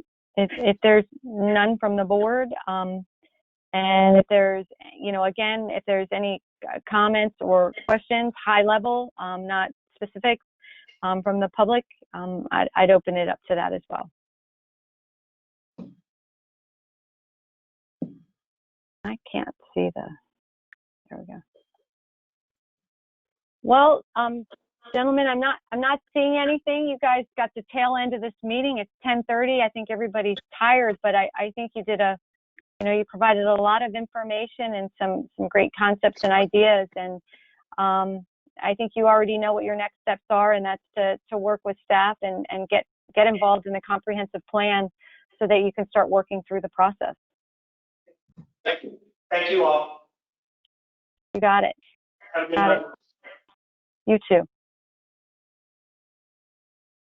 All right. Steve, anybody else? I do not have any others. All right. That being said, our invoices and our purchasing requisitions have been reviewed by our township manager and our director of finance. We do need a motion this evening to authorize that our checks be issued to pay our bills as tabulated. Do I hear said motion? So moved. I have a motion on the floor from Commissioner Kelly. Do I hear a second? Second. I believe that was Commissioner Mobilio. And can I have a roll call vote, please, Renee? Commissioner Walk, Aye. Commissioner Mobilio, Aye. Commissioner Kelly, Aye. Commissioner Seton,